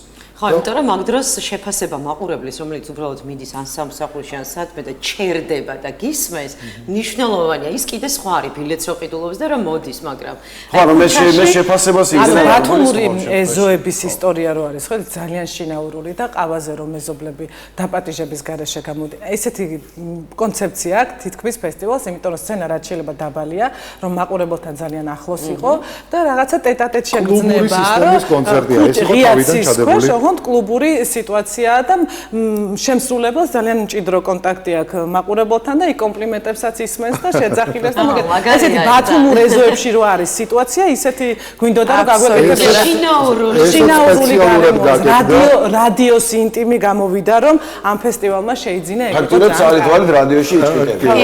შესაძლებელი იყო ნამდვილად გაგვეკეთებინა მეტრნახევრიანი სცენა და სხვა კონცეფციით წავსულიყავით, მაგრამ ეს იყო უშუალოდ ძირში კონცეფციაში ჩადებული ქონდა სწორედ ეს, რომ ეს ყოფილიყო კლუბური სისტემის გარე კონცერტი. და მე ვთვლი, რომ მის ჩანაფიქრს ეს ფესტივალი ნამდვილად ამართა. სანამ დავასრულებთ ერთი რაღაც მინდა გკითხოთ, აი თვითონ კონკურსი ბოლომდე, ანუ გასაგები რო იყოს ტელემაყურებლისთვის, რამდენიმე დღეა უკვე გამოვაცხადეთ კონკურსი, ყველა დაინტერესებულ პირს, ვისაც აქვს საავტორო მუსიკა, 30 წუთიანი პროგრამა, შეუძლია გამოაგზავნოს დემო ვერსია იქნება თუ სტუდიური ჩანაწერი სასურველია, რა თქმა უნდა, დემო ვერსია, რადგან ჩვენ გქონდეს საშუალება შევაფასოთ ცოცხალი დაკრული და გამოაგზავნონ უნდა Music from Batumi, Zagluka, gmail.com ამ მისამართზე და შემდეგ კომისია როგორც ვთქვით შეარჩევს 4 გამარჯვებულს და ისინი აუცილებლად ხო დანაზღაურებით აუცილებლად ყველა გამოსვლენი ანაზღაურებადია ჩვენთან არავინ არავის ხათრით არაკეთებს ეგეც უნდა ვთქვა. მოკლედ თუ დაწერილი რამდენიმე სიმღერა მაინც ალბომი არ გაქვს ჯერ გამოშვებული და ფიქრობთ რომ საკმარისი არ ხართ საკონცერტო პროგრამა და ასე ვთქვათ წარმოდგენილი, მაგრამ გსურთ გამოხვიდეთ, შეგიძლიათ ეს რამდენიმე სიმღერა თავისი წესის დაცვით როგორც მითითებულია მუსიკა პლაგიატი არ დაიშვება თავისთავად და ისიც აუცილებლად ბოდიშმა და მეორე გაწყვეტინებ აუცილებლად უნდა ვთქვა ისიც რომ 2 დღეა გვაქვს 3 დღეა გამოცხადებული და უკვე 15 განაცხადზე მეტია შემოსული საქართველოს მასშტაბით და რამდენიმე შეიძლება თქვას რომ ხო განცდა რომ რაღაცა ასეთი მუსიკა ჯერ არ დაწერილა. და საკმაოდ ახალგაზრდა ადამიანებისგან და რა ვიცი, წარმატებებს გისურვებთ ყველას. არ დაიზაროთ, იმიტომ რომ ძალიან მნიშვნელოვანია. შეიძლება თქვენ არ ფიქრობდეთ, რომ თქვენი ხმა მნიშვნელოვანია თქვენი სიმღერით, მაგრამ დამიჯერეთ, საზოგადოებაში ყოველთვის მოიძებნება ადამიანების ჯგუფი, ვისთვისაც თქვენი 1-2 სიტყვა, სატკივარი, რომელიც ბუნებრივია სიმღერაში დევს, გასაზიარებელი არ იყოს და თქვენ ამით ვიღაცას ხელს გაუწვით და კიდევ ერთხელ ასე ვთქვათ, გააკეთებთ იმას, რისთვისაც არსებობს ხელოვნება, აჩვენებთ ადამიანებს, რომ ისინი მარტონი არ არიან რაღაც განცდებში. შეიძლება ერთი კი მესამეჯერ ბოლომდე ეთერში მაინც უნდა მოხდეს პირიქით.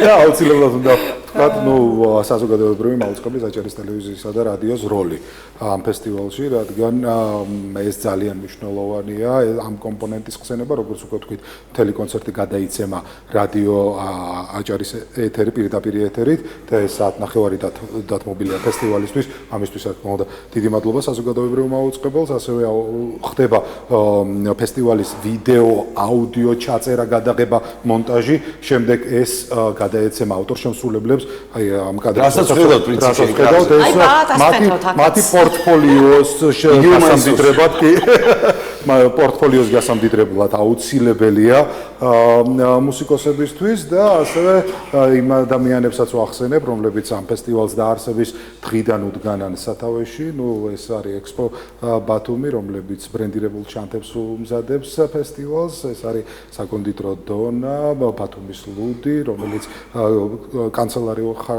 საკანცელარიო და პოლიგრაფიულ ხარჯებს უწევენ ფესტივალს, ასევე უნდა ვახსენოთ მუსიკის სახლი, რომელიც ყოველწლიურად 300 ლარიან ვაუჩერს აწესებს ყველა საფესტივალო პროგრამაში მონაწილე ჯგუფისთვის და შემსრულებლისთვის. და არ დაგვავიწყდეს ჩვენი მეზობლობით გამორჩეული შატო კვირიკე ბათუმი, რომელიც მონაწილეებს მასპინძლობს და მოკლედ ასეთი როგორც გითხარით ბათუმური თბილი გარემო შეიქმნა საავტორო მუსიკას როგორიც უხდება ისე. ესე იგი არაჩვეულებრივი ერთ რაღაცა აღნიშნავ და ამისაც შეიძლება არაფერს შეშერა, მაგრამ მადლობა იმ ბებოს და რამდენიმე მეზობელს, ვინც ასე დანაბარებით მადლობა პირადად ხო გასაგებია ხაბოს ვინც დანაბარებით ალბათ რა კარგია ეს 5 დღე მაგალითად გავტარე ძალიან სასიამოვნო ხო გაქვს განცდა მაინც რომ არ შევაწუხო ხალხი რაღაცა დროში ჩავეტიო და როდესაც კომპლიმენტი მოგდის ხვდები რომ ანუ ორჯერ უფრო მეტ დროზეც ნაფიქრი აქვს ეთყობა და მაგით სპეციალურად რომ რაღაც წელს პირველად ესეც უნდა ვთქვათ რომ რამდენი მოსაყოლი გქონია წელს პირველად ფესტივალი გადის ქალაქგარეთ და იქნება პირველი გასვლითი ღონისძიება, ასე ვთქვათ, ქედაში გაიმართება.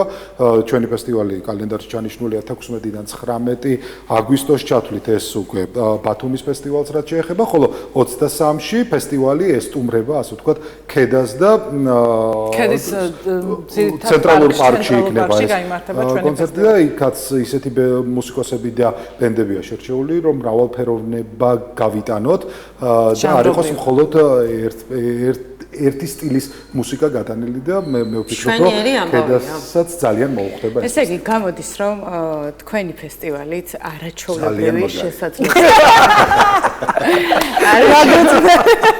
ხო არაჩვეულებრივი შესაძლებლობა მიეცით როგორც დამწყებ მუსიკოსებს ასევე მოქმედ მუსიკოსებს როგორც ილონ დასაწყისში აღნიშნა მთელი რიგი პრობლემა არის ის რომ მუსიკოსმა აკეთოს საყვარელი საქმე და ხშირ შემთხვევაში სწორედ ამ პრობლემებიდან გამომდინარე მუსიკოსებს უწევთ ხოლმე რომ გაჩერდნენ, შეჩერდნენ რაღაცა გარკვეული დროით და მაგრამ აი ეს ფესტივალი აძლევთ ყველა ამ ადამიანს, ყველა მუსიკოს იმის შესაძლებლობას რომ არ გაჩერდნენ და აკეთონ საყვარელი. კი, ძალიან მნიშვნელოვანია, როდესაც ბევრი სხვადასხვა ორგანიზაცია და ადამიანები, ჩვენის ვახსენეთ და სხვების ახსენეთ თქვენ, ღებულობენ ამაში მონაწილეობას, იმიტომ რომ არ უნდა დაგვაიწდეს, რომ ზოგადად განათლება და ხელოვნება განსაზღვრავს თავიდან ბოლომდე კულტურას და კულტურა ჩვენ ვართ და თუ გვინდა რაღაცით გამოვირჩეოდეთ და გამოვირჩევით კიდეც საუკუნეების განმავლობაში, ესეც კიდე ერთი დიდი ნაბიჯია იმისთვის, რომ ჩვენი ხმა ისმოდეს ამ ენაზე, რაზეც ვლაპარაკობთ, ისმოდეს არა მარტო რაღაცა,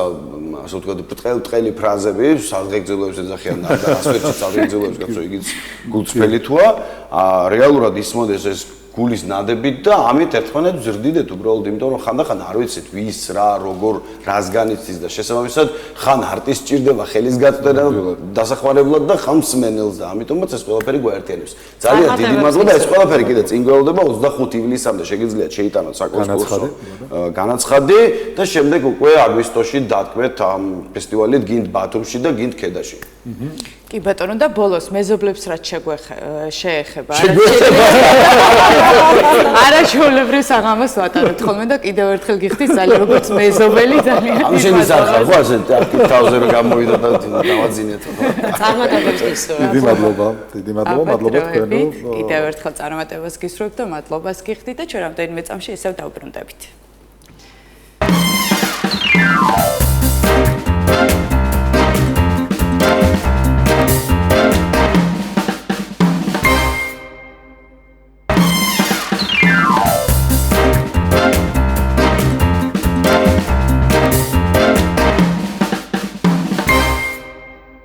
მოკლედ რა კარგი სიახლეებია ჩვენს ქალაქში არა ფესტივალზე მოკლედ უამრავი კონცერტზე და ეხა აუცილებლად უნდა აღნიშნოთ კიდევ ერთ-ერთი კარგი ფესტივალი რომელიც უკვე მეორე წელია ტარდება ეს არის pop-up ფესტივალი და ძალიან მნიშვნელოვანია ამ თემაზეც ვისაუბროთ იმიტომ რომ ძალიან ბევრ ახალგაზრდასაც არა მარტო მუსიკის კუთხით არამედ ხელსაქმის და უამრავი სხვა ხელოვნების კუთხით მიეცა საშუალება რომ საკუთარი თავი გამოამშხავნოს და სტუდიაში მოვიწვევთ ეხა სტუმრად ზურა ჩართლანს ფესტივალის იდეის ავტორს და ორგანიზატორს ზურა მოგესალმებით დიდი მადლობა რომ დაგვითმეთ დრო და მოხვედი, იმიტომ რომ ვიცით რომ ციებ-ცხელებაში ხართ, მოკლედ.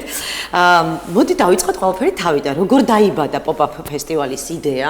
მეორე წელია უკვე არის და როგორც ვიცით, ლოკაცია შეიცვალეთ, გადაინაცვლეთ უკვე შარტავაზე. და ის სიმღერისა საითბიდი ხარ.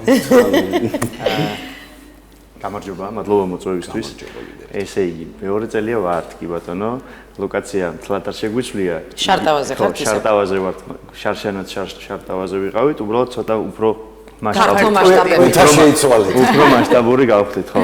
იმიტომ რომ თქვათ, შარშან ახალდასრულებული იყო შარტავას ხეივანი, სატესტო რეჟიმში ჩავატარეთ, რაღაც მცირე მასშტაბით, 10 დღით და წელს უკვე რაღაცა შევძელით, რომ გავფართოვდეთ. ეხლა რაც შეეხება იდეას. იდეა ჩემი მოღვაწეობიდან გამომდინარე და შეხებიდან ესეთი ტიპის ფესტივალებთან და ღონისძიებებთან გაჩნდა ძალიან დიდი ხნის წინ. თუმცა ხორცი შეისხა შარშან და წელს უფრო. იდეა არის იმაზე, რომ ადამიანებს ვისაც აქვს რაღაცა პროდუქტი. ერთი სიტყვით ყველა რომ ერთი სიტყვის ქვეშ გავერთიანოთ და თქვათ არტისტებს, ეს იქნება ხელნაკეთი მეწარმეები, ხელნაკეთი ნივთების მეწარმეები, ანუ ავტორები, ეს იქნებიან სტარტაპერები, რომლებსაც რაღაცა აქვთ ბიზნეს წამოწყება და უნდათ რომ განვითარება იპოვონ. თქვათ ეს იქნებიან მუსიკოსები, რომლებსაც სჭირდებათ რაღაცა პლატფორმა და უნდათ აჩვენონ, ან თქვათ პერფორმერი, ან ნებისმიერი ხელოვნების სფეროს მოღვაწე. ჩვენ გვინდა რომ შევუქმნათ ამათ პლატფორმა, სადაც საკუთარ ასე ვთქვათ, პროდუქციას შემოქმედებას ნაწარმს წარმოაჩენს. ანუ ყველა ხელოვანს შეუძლია მიიღოს მონაწილეობა, როგორ გიკავშირდებათ ეს ხალხი?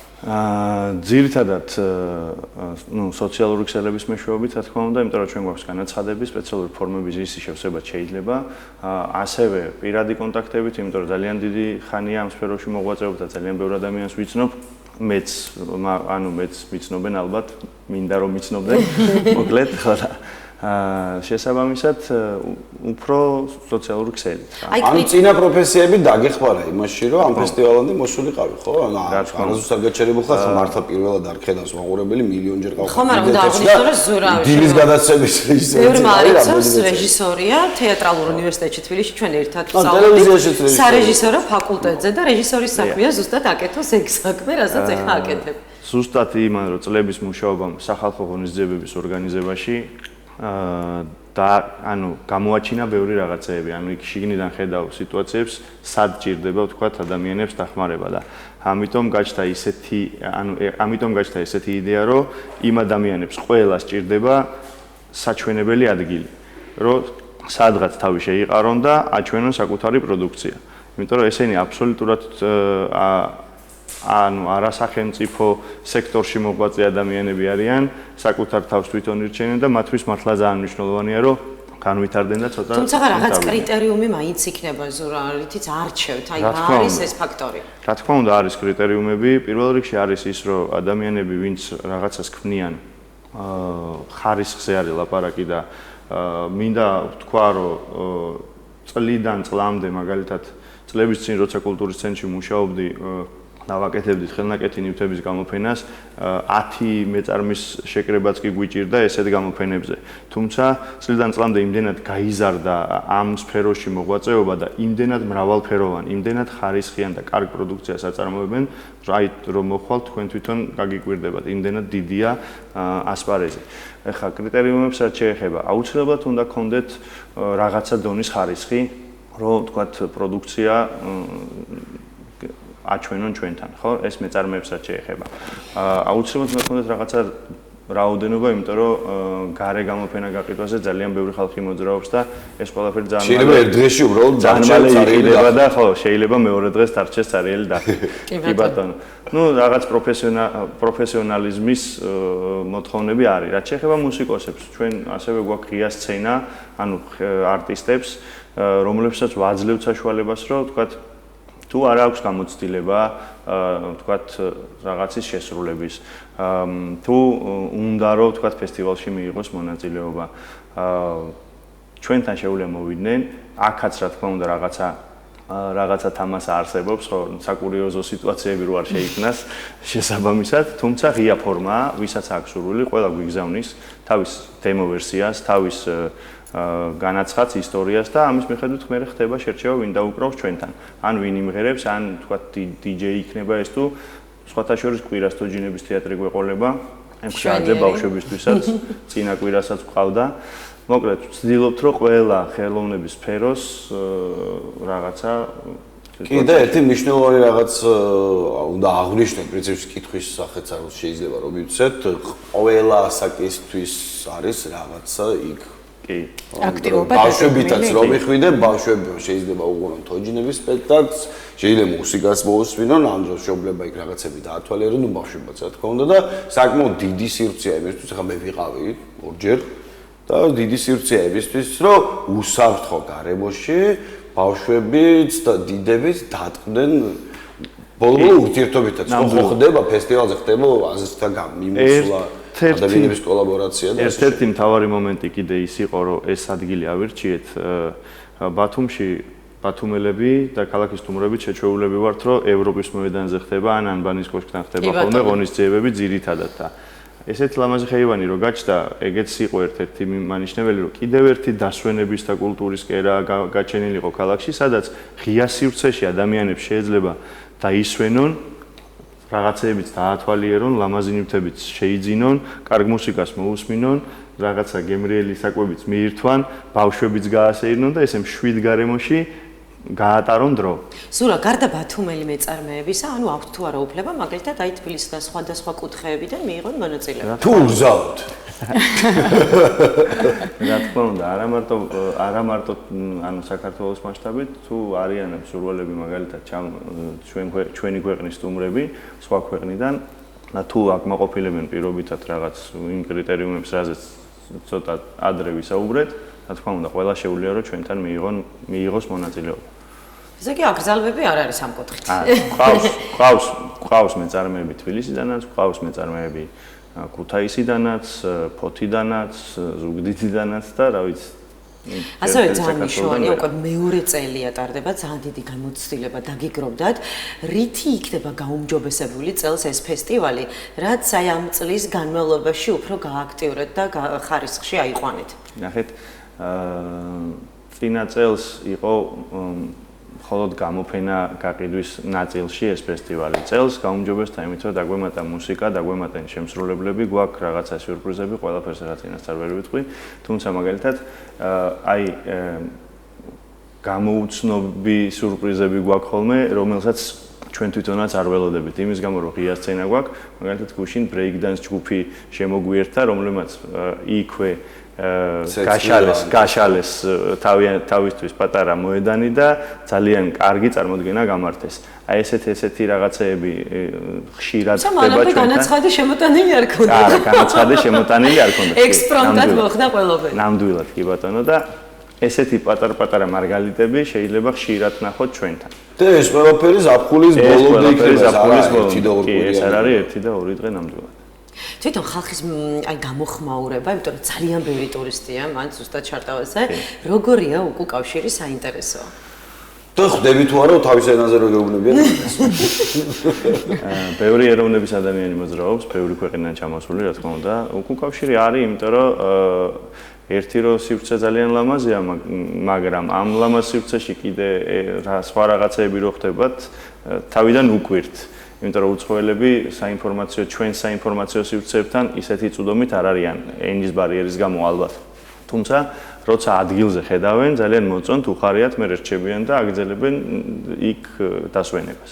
აი მითხრათ დამწყების სტარტაპერები ახსენეთ და ძალიან მნიშვნელოვანია, იმიტომ რომ მანდ მართლა ისეთი ლოკაცია სწორად შერჩეული, უამრავი ტურისტი დადის, არა მარტო ტურისტი, ჩვენი ქვეყნიდანაც მაგალითად დედაქალაქიდან ჩამოსული და თუ იყო ეგეთი ფაქტი, მაგალითად რომ აი სტარტაპერს უცებ შესთავაზეს რაღაც და პირიქით აი უკვე ჩაება ბიზნესში ისე რომ თავის წარმატების გზა ხსნილი იყო. ხა ესეთი წარმატებით დაგვირგვინებული ფაქტი არ მახსენდება თუ თუმცა არის რაღაც შეთავაზებები, არის რაღაც შეთავაზებები, რა თქმა უნდა, იმიტომ რომ თქვათ მოდიან ადამიანები ნახულობენ, მე ყველა თავთან რაღაცა კავშირს პოულობს და შეიძლება თქვათ კარგი რაღაცა გამოვიდეს, მაგალითად ერთ-ერთი დიზაინერი, ავტორი ჩვენთან, რომელიც მუშაობს ტყავზე, შეხვდა ადამიანს, რომელიც ატარებს ვთქვათ მოდის საღამოებს, fashion week-ებს და შეიძლება ვთქვათ მათ შორის კოლაბორაცია შედგეს. თუმცა ეს ჯერ მოლაპარაკებების სიყვარულითაც დამთავრდა თუმცა ამ საკითხს უკვე თვითონ აგვარებენ, ეს შესაძლებლობა არის რომ მათ ერთმანეთი გაიცნონ ვთქვათ ნახონ და დაკავშირდნენ და ნუ მე თუ ეს ყველაფერი დადებითად დამთავრდება, ყველასთვის სასიხარულო იქნება. ანუ შენ და ორგანიზაცია ასე ვთქვათ, იმიტომ რომ შენ უკვე მარტო საკუთარ თავს არ წარმოადგენ, უქმნი რაღაც ჩარჩოს, სადაც შეუძლიათ აბსოლუტურად თავისუფლად, რა თქმა უნდა, რაღაც პუნქტების, სტანდარტების დაკმაყოფილების შემდეგ იმოქმედონ როგორც უნდა, გააკეთონ რაც უნდა, იმ ფესტივალის, ანუ ფერებიც ხო გაქვს ფესტივალის სპეციალურად შერჩეული იქ რაღაც გრაფიკულად. რაღაცა ამის ფარგლებში შეუძლენ აკეთონ ასე ვთქვათ ყველაფერი იმისთვის, რომ კიდევ უფრო კარგად გააცნონ ადამიანებს თავი, ერთმანეთსაც და დაუშვათ საფუძველი ჩაეყაროს ჯამში ამას როგორც ყოველწლიურს, იმიტომ რომ კიდევ ერთხელ გავიმეორებ, გასულ წელს თუ საფრთხელი რეჟიმი იყო, ანუ პირველად ფართო მასშტაბიანად ფესტივალი წელს არის წარმოადგენილი და თუ ეს ყველაფერი კმაყოფილი დარჩები ასე ვთქვათ, ამ ყველაფრით ველოდებით რომ ეს დაინერგება როგორც ტრადიცია. რა თქმა უნდა, მიზანიც ეგ არის, რომ გაჩნდეს პლატფორმა, სადაც ასეთი ტიპის ადამიანებს ექნებათ საშუალება თავიანთი თავი წარმოაჩინონ, თავიანთი პროდუქცია წარმოაჩინონ, უფრო გაფართოვდნენ, თვითონაც გაიზარდონ, ნახონ ახალი კონტაქტები და ანუ უფრო გაზარდონ თავისი არეალი. თან საკმაოდ დიდი დროა, როგორც ვახსენეთ, მთელი აგვისტოს განმავლობაში იქნება ეს ყველაფერი და ძალიან დიდი საშუალებაა მართლა არა მარტო სტარტაპერებისთვის, არამედ იმ ადამიანებისთვის, რომლებსაც არ ხელევწიფებად სხვა ადგილზე თუნდაც გამოიტანონ თავისი ნამუშევარი. კი ბატონო. და თან ბოდიში მე მინდა აღნიშნო, რომ მსგავსი შინაარსის და ფორმატის ფესტივალები არა მხოლოდ განვითარების არაჩვეულებრივ შესაძლებლობას აძლევს განსაკუთრებით სტარტაპერებს, არამედ ეს არის რაღაცნაირად ქალაქის იმიჯი. მე ასე ვფიქრობ, აი ქალაქს უქმნის ძალიან კარგ ქალაქში ქმნის ძალიან კარგ გარემოს, იმიტომ რომ აი თუ დავფიქრდებით და გავიხსენებთ, როდესაც საზღვარგარეთ დავდივართ სამგზავროდ, ზუსტად მსგავს ლოკაციებს ვეძებთ ხოლმე და მსგავსი ლოკაციები გვიზიდავს ხოლმე, რაც აი ადრეულ წლებში ქალაქში არ შეინიშნებოდა. ახლა ძალიან ბევრია იმ მსგავსი ღონისძიებები, მსგავსი ფესტივალები და ეს არის ძალიან კარგი და ვერი მაგნიშნა, რომ არაჩვეულებრივი ლოკაცია არის ის ხეივანი თქვენ სადაც ახორციელებთ ამ ფესტივალს და დროა ერთი და იგივე ადგილი არ იყოს რაღაცა სასიხარულოა რომ ნელ-ნელა იშლება, იმიტომ რომ ქალაქი როცა იზრდება და რაღაცა ერთ წერტილში ხდება მხოლოდ ანუ განსაკუთრებით რო საცონზეც ვილაპარაკოთ რაღაცებზე, ანუ ყველას არა აგეხა შანსი ყველა ერთად რომ მოვიდეთ ამერას მოძებს მირდავეთ. კი ბატონო, ხო ბათუმი მხოლოდ ევროპის მოედანი არ არის. ნამდვილად ფესტივალი იქნება ქალაქში და სხვადასხვა ადგილას ქალაქის კულტურული ცხოვრებისთვის გაცილებით უკეთესი იქნება. ეს ტურისტებისთვის და ქალაქის სტუმრებისთვისაც კარგია, ეს კარგია ქალაქის მაცხოვრებლებისთვის, იმათთვის, ვინც უბრალოდ ისვენებს და იმათთვის, ვისაც რაღაცის კეთება უნდათ, ყველასთვის ხელსაყრელი იქნება. დღეს უნდა მოვიდე და საღამოს რომელ საათამდე ხართ? შენ სპექტაკლს ხარ ჩაატარებ შემთხვევით? არა, ჩემი კოლეგები ჩაატარებენ და ჩემს ქალიშვილს წავიყვან და მოვიდე. ძალიან მნიშვნელოვანია ასე რაც ახსენეთ 12 საათამდე ეს. ანუ განვითარებულ ქვეყნებში, ვინც მიგვაჩნია ხოლმე განვითარებულ ქვეყნებად, ქალაქები არა მარტო ასე ვთქვათ თვითმმართველი, არამედ ქალაქის უბნების თვითმმართველია და ხშირად ხდება ისე რომ უბნები ერთმანეთს ეჯიბრებიან ფესტივალების რაოდენობით, ღონისძიების რაოდენობით და აი პირდაპირ კონკურენცია მიდის, ვინ უფრო უკეთეს შეგვიძლია. და აი ახლა ზუსტად ამაზეა ლაპარაკი და კიდევ ერთხელ უნდა აღნიშნოთ, იმიტომ რომ ეგეთი ტრადიცია ადრე ყოველ შემთხვევაში არ ქონდა, ხო? ყველაფერი იყო ან დედაქალაქი, ან ქალაქი, ხო? ახლა უბრალოდ რომ დავიდეს ძალიან მაგარი. ეხლა ძალიან ბევრი ფესტივალია და ძალიან კარგი. არაჩვეულებრივი. მოდი შევახსენოთ კიდევ ერთხელ ჩვენს მაყურებელს pop-up ფესტივალი ბათუმში, რომელიც იმართება ჟიული შარტავას ქუჩაზე, ხეივანში, უბრალოდ გვირთა ხეივანში, რომელ საათზე იწყება, რომელ საათამდე გრძელდება? აქტივობები არის პრინციპში დღის განმავლობაში, უბრალოდ ადრე არის და სიცხე, საღამოს საათებში უფრო 4 საათიდან უკვე საღამოს 12 საათამდე გრძელდება ყოველდღიურად. შაბათ-კვირას ძირითადად არის უფრო მუსიკალურად და ანუ შემოქმედებითად მეტად დატვირთული, თუმცა ჩვეულებრივ დღეებშიც არის პატარ-პატარა სიურპრიზები, როგორც გითხარით. ჩვეულებრივად წარმატებას გისურვებთ. ზურა წარმატებებს გისურვებ, დაგემშვიდობებით, სტუმრად ყავდა სტუდიაში ზურა ჩართოლანი, ფესტივალის იდეის ავტორი და ორგანიზატორი.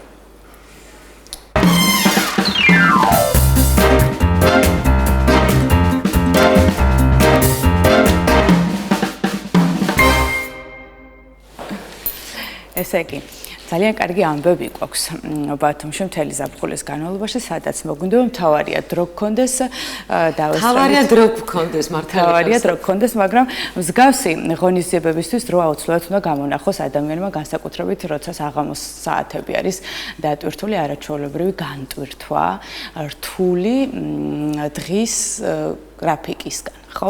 ახლა გადავიდეთ შემდეგ თემაზე. სტუმარი, რომელიც ახლა უნდა შემოგვიერთდეს, უბრალოდ სტუმარს, რომელსაც ცოტა ხანში მოვიწვევ, ჩვენი მაყურებელი კარგად იცნობს. კარგად იცნობს ჩვენი თანაქალაქელები. მასე მახსოვს არაერთი სიუჟეტი მოვამზადე. მაშინ როცა სიუჟეტებზე მუშაობდი, ის ძალიან პატარა იყო იმ პერიოდში. თან მოვარჯიშე იყო გარკვეული დროის განმავლობაში. მე არ მინდა ხა რაღაცები თქვა მის მაგივრად, იმიტომ რომ მირჩევნია რომ მან მოყვეს თავის ცხოვრებაზე, წარსულზე, ისტორიაზე და მომავალზე. იოანა შერვაშიძე უნდა შემოგვიერთდეს, მოდელი, რომელიც მსოფლიოს სხვადასხვა ქვეყნებში მოგზაურობს და ძალიან წარმატებული მოდელია. მიუხედავად მისი ასაკის გათვალისწინებით, მან ერთ-ერთ საერთაშორისო ფესტივალზე გაიმარჯვა. აი დეტალებში თუ როგორ გახდა სამოდელო კარიერა, მისი ცხოვრების მეგზური მირჩევნია რომ მან ისაუბროს, თორემ მე მის შესახებ ძალიან ბევრი რამე ვიცი. მობრძანდი დღემშვიდობისა. გამარჯობა. მე მახსოვს ძალიან პატარა იოანა. იმის მერე ბევრი დრო გავიდა და შენი წარმატებებიც გამრავლდა, ასე რა ვთქვათ. ხო. იოანა, მოდი დავიწყოთ ჯერ თავიდან. როგორ გახდა შენთვის სამოდელო სფერო შენი ცხოვრების რაღაცნაირად მთავარი როლი, ასე რა ვთქვათ. ხშირ შემთხვევაში განსაკუთრებით გოგონების ბავშვობის ოცნებაა ხოლმე, როდესაც აი სარკეში ვიპრანჭებით ხოლმე და ვოცნებობთ ხოლმე, აი რომ გავიზდები მოდელი გავხდები. იყო თუ არა ეს ოცნება შენთან და როგორ მოხდა შენი დაახლოვება ამ სფეროსთან, ვინ შეგიწყო ხელი? პირველ რიგში მოგესალმებით, ძალიან დიდი მადლობა რომ მომიწვიეთ და ძალიან დიდი მადლობა რომ ჩემს სიახლეებს ყოველთვის აშუქებთ. და კი, ჩემი ბავშვობის ოცნება იყო, რა თქმა უნდა, ძალიან მომწონდა ბავშვობაში, როდესაც ვხედავდი გოგონებს ჭყუიალაკაბებით როგორ გამოდიოდნენ პოდიუმზე და რა თქმა უნდა, ჩემი ოცნებაც იყო, როგორც თითქმის ყველა გოგოსი. და პანდემიის პერიოდში მე ისევ ტანვარჯიშით ვიყავი დაკავებული, როგორც სოფლომ თქვა და პანდემიის პერიოდში სამოდელო სააგენტო კატრინმა გამოაცხადა ფოტოკონკურსი, სადაც გავიმარჯვე და მივიღე პრიზი. ერთი წელი ვისწავლიდი სამოდელო სააგენტო კატრინში და გავიმგზავრებოდი საერთაშორისო მოდის კვირეულზე და აი აქედან აღმოჩნდი ამ სფეროში. მაშინ რამდენი წლის იყავი? დაახლოებით 11-12 წელს. ხომ სწორად მახსოვდა მე როგორც ვიცი, შენ მხატვრულ ტანვარჯიშზე დადიოდი, ხო? ასევე ქართულ ცეკვებს ცეკვავ, ასევე სწავლობ.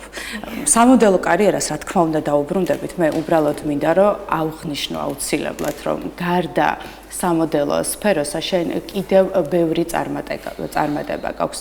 ოქსფორდის კოლეჯში იყავი, მომიყევი ამ ყველაფრის შესახებ და ქართულ ცეკვაზე უნდა გკითხო კიდევ აუცილებლად. კი, მე ცეკვავ აჭარის სახელმწიფო ანსამბლ ხორუმში, უკვე ერთი წელია რაც მათი ანსამბლის წევრი ვარ და ძალიან ბევრი კონცერტებზე გამოდივარ და ასე შემდეგ.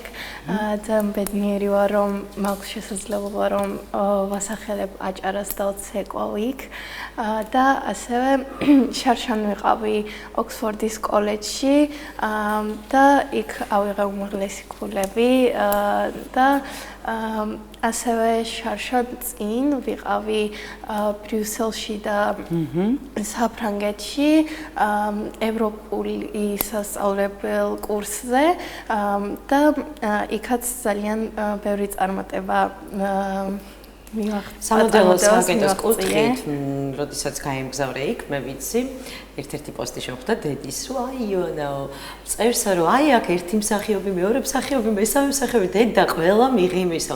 ძალიან დიდი გამოცდილება მიიღე ალბათ იქ. არა მარტო შენი კარიერის განხრით, არამედ აი ვარსკვლავები, ჰოლივუდის ვარსკვლავები, უნიჭერის მსახიობები, როგორი უბრალოები არიან, არა? აი ამ კუთხით მინდა ვისაუბროთ, იმიტომ რომ ქართველებს ხანდახან გვაქვს ხოლმე სნობიზმი და არა ვართ ესეთი უშუალოები ხოლმე, როგორც ისინი არიან. აი რამ განაპირობა ეს ყველაფერი, რომ შეიძლება მიხვიდეთ და მაგალითად ერთ-ერთ მსახიობს, რომელიც შენი ბავშვობის ოცნება იყო, უბრალოდ ხელი ჩამოართვა და უთხრა, რომ აი მე თქვენ ძალიან მომწონხართ. კი, დიდი ალბათობით თქვენ ამბობთ კანის კინოფესტივალზე. ვიყავით კანის კინოფესტივალზე შარშან, ჩემი სამოდელოს აგენტო კატრინი თითქმის ყოველ წელს დადის იქ. მე შევუერთდი შარშან და როდესაც წითელ ხაჩაზე გავიარეთ, ჩემთან ერთად გამოდიოდა ვარსკვლავები მართლა და აი ჩამოგვითვალე ვარსკვლავების სახელით. ბელა ჰადიდი, სელენა გომესი, ну აი ძალიან ბევრი ცნობილი სახე ამჟამად და აი ძალიან მადლობელი და გაკვირვებული ვიყავი რომ მათთან ერთად მეც ვიყავი წითელ ხალიჩაზე და მართლა აი ბავშვობის ოცნება იყო ეს იონა, გარდა ამ სასიხარულო ფაქტებისა, ბუნებრივი ალბათ, რომ როდესაც შენ სამოდელო კარიერას იქმნი, რაღაცა გარკვეული გამოწვევებიც გხვდება გზადაგზა. აი, რა გამოწვევების წინაშე მოგიწია დადგომა და რაღაც ის პატარ-პატარა პრობლემები, რომელიც თუ არ გადალახე, ვერ მიაღწევ წარმატებას, ისე არ გამოვა, თუ გქონია შენს გამოცდილებაში თუ ყოფილა მსგავსი? კი, რა თქმა უნდა, ყველა თვლის რომ სამოდელო სფერო არის ძალიან მარტივი, მაგრამ ესე არ არის. ძალიან ბევრი დაბრკოლება არის ამ წარმატების გზაზე. მაგალითად, ჩემთვის ყველაზე დიდი გამოწვევა იყო ის, რომ დროს სწორად უნდა გადამენაწილებინა ყველა საკითხზე, იმიტომ რომ ცეკვავ, როდესაც სამოდელო სფერო შევუერთდი, მაშინ ტანმარჯიშზეც დავდიოდი. ასევე სწავლა ჩემთვის არის პრიორიტეტი და ვცდილობ რომ სწავლას ყველაზე დიდი დრო დავუთმო, მაგრამ სამოდელო სფეროს და ცეკვას ასევე სჭირდება ძალიან დიდი დრო და ყოველთვის ვცდილობდი რომ სწორად გადამენაწილებინა დრო ამ სფეროებზე, რადგან ყველაფერში წარმატებული ყოფილიყავი. საინტერესოა აი ამ სამოდელო სფეროში ყველაზე სფერო, ანუ როდესაც შენ ცდილობ რომ კარიერა აიწყო, ხო? გზადაგზა, როგორც გამოწვევას ხვდები, ასევე გარკვეულ გამოცდილებას იღებ, ხო? რომელიც გაძლევს იმის შესაძლებლობას და შანსს, რომ განვითარდე და განვითარდე. აი, შენს წარსულში რა ყოფილა, ან თუ ყოფილა ისეთი დიდი გამოცდილება, რომელმაც შენზე ძალიან დიდი გავლენა მოახდინა. კი, ისევ კანის კინოფესტივალს ახსენებ, იმიტომ რომ აი მართლა ჩემთვის ეს დღეები იყო დაუვიწყარი. ერთი კვირის განმავლობაში ვხედავდი ისეთ სახეებს და მაგალითს ვიღებდი ისეთი ადამიანებისგან, რომლებიც ბავშვობაში ოცნებად მქონდა, რომ მინახა და ასევე კიდე ძალიან ბევრი ესეთი დღეები ყოფილა, არა მარტო კანის კინოფესტივალზე, პარიზის მოდის კვირეული, დუბაის მოდის კვირეული და ასე შემდეგ და ძალიან ბევრი ესეთი დღეები კიდევ წინ გველოდება. აქ კიდევ მნიშვნელოვანი ფაქტორია, იმიტომ რომ ასაკიც ისეთი გვაქვს, შენი მარჯვენა ხელი, გვერდში მდგომი ადამიანი, რომელიც ამ ყველაფერში გეხმარება, მე არ ვიცი, შეიძლება დედა, ყველაზე დიდი გულშემატკივარი. აუცილებლად უნდა ვისაუბროთ ამ თემაზე, იმიტომ რომ კარიერის გზაზე ესე რომ დაგაყენებს და ესეთ შინაგან თავისუფლებას და თვითკმარობას ჩაგინერგავს, უმნიშვნელოვანესია, იმიტომ რომ ეს თვითდაჯერება, აი ეს ახლა რაც ჩამოთვალე ეს ქვეყნები არ არის მარტივი. თვითშეფასებასთან ასოცირდება, ინტელექტთანაც ასოცირდება, იმიტომ რომ ეს ყველაფერი თუ არ გვაქვს, თუ ოჯახიდან არ ჩაიდო, მე ძალიან რთულია ამ გზის გაკვალვა. ვინ არის ეს ადამიანი? ეს ადამიანი არის ჩემი დედა, რომელიც ყოველთვის გვერდში მიდგას, რა გადაწყვეტილებაც არ უნდა მივიღო ყოველთვის. ყველანაირად ცდილობს რომ გავამართლოთ ეს ჩემი მიზანი, ანუ ამ მიზანს რომ მივაღწიოთ და ყოველთვის ცდილობს რომ ყველაფერი ისე იყოს, როგორც ჩვენ გვინდა. მე ვფიქრობ, შემდეგ ჯერზე ზოგადად ასე უნდა დავნებოთ რაღაცნაირად, როდესაც სტუმარს მოვიწვევთ, მშობლებიც პერიოდულად სხვა დროსაც მოვიწვევთ და გავარკვიოთ დედა თუ მამა? არა, ეგრევე რომ გამოჩნდება, ხო, გამოცდილება ხო ჩანს, საიდან მიიღე ხო, მაგრამ დედა რომ მოგვიწევთ, დედაც ილაპარაკებდა და მოყვებოდა თავისი განსახედი და რამდენად რთული იყო, ხო, იმიტომ რომ კი შეიძლება შენს კარიერას აკეთებ, მაგრამ ადამიანი გვერდზე გულში მატკივრობს, აი თავიდან ბოლომდე სიცოცხლე დაგითმო, ისედაც ხო, მშობელია. და მე კიდე ამაში ხელს გიწყობს და გეხმარება, ხო? წონასწორობა ძალიან მნიშვნელოვანია. კი ბატონო, მე როგორც ვიცი და ვფლობ ინფორმაციას, იოანას დედა ძალიან ამაყობს მისი შვილის წარმატებით, არა იმიტომ რომ ის წარმატებული მოდელია უკვე ამ ასაკში, არამედ იმიტომ რომ ის კარგი შვილი არის, კარგად სწავლობს. სწავლობ, ერთი სწავლობს. ხო, საინტერესოა სწავლის მიმართებით თუ გაქვს უკვე შერჩეული, აი რა პროფესიით წახვალ? კი, მე მაქვს შერჩეული ჩემი მომავალი პროფესია, ჩავაბარებ ბიზნეს ადმინისტრირებაზე და ვფიქრობ, რომ კარგად შემესაბამება ეს პროფესია, რადგან ბავშვობიდანვე ძალიან მიყვარს მათემატიკა და ყველაფრის ორგანიზება. სილამაზესთან ერთად ყველაფრის ორგანიზება და ყველაფერი თანშერწმაშია. მშვენიერი. თებერვლის თვეში იმყოფებოდი საზღვარგარეთ, თუ არ ვცდები, ერთ-ერთ საერთაშორისო ფესტივალზე, რომლის გამარჯვებულიც გახდა, აი მოგვიყვები ამ ფესტივალის შესახებ. ჩვენ ჩემი სამოდელო აგენტ კატრინიდან ვიყავით 4 გოგონა მიწვეული საქართველოდან. კი, საქართველოდან ვიყავით 4 გოგონა მიწვეული ტაილანდში და ტაილანდიდან გადავინაცვლეთ დუბაის მოდის კვირეულზე. ტაილანდში ავიღეთ პრიზი საუკეთესო მოდელი და გამარჯვებიდან 2 დღის შემდეგ წავედით დუბაიში. იქ ვიყავით, ანუ 100 მეტრიანი სცენა არის, ძალიან მიყვარს იქავრობა, ნუ გამოვარჩევდი. 100 მეტრიანი სცენაზე გავლა პატარა ამბავი არ არის. გამოვარჩევდი. შველა ამაში რომ ჩამერბინა რა გცილო მოკრებაში. პირიქით უფრო წელა ხოლმე. მათემატიკა დაეხმარებოდა ნაბიჯების დათვლაში.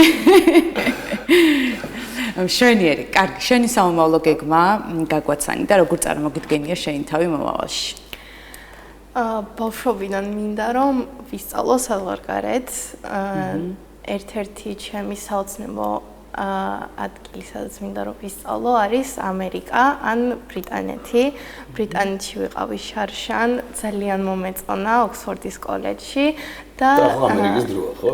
3 დღეში ორივე შემთხვევაში არაჩვეულებრივი არჩევანი. კი, 2 დღეში, 3 დღეში მივდივარ ამერიკაში, Long Island University-ში, ETI Holding იქის ჯგუფთან ერთად და აუცილებლად იქ მიღწეულ წარმატებებსაც გაგიზიარებ. აუცილებლად ჩინეთში აპირებ კიდე წასვლას.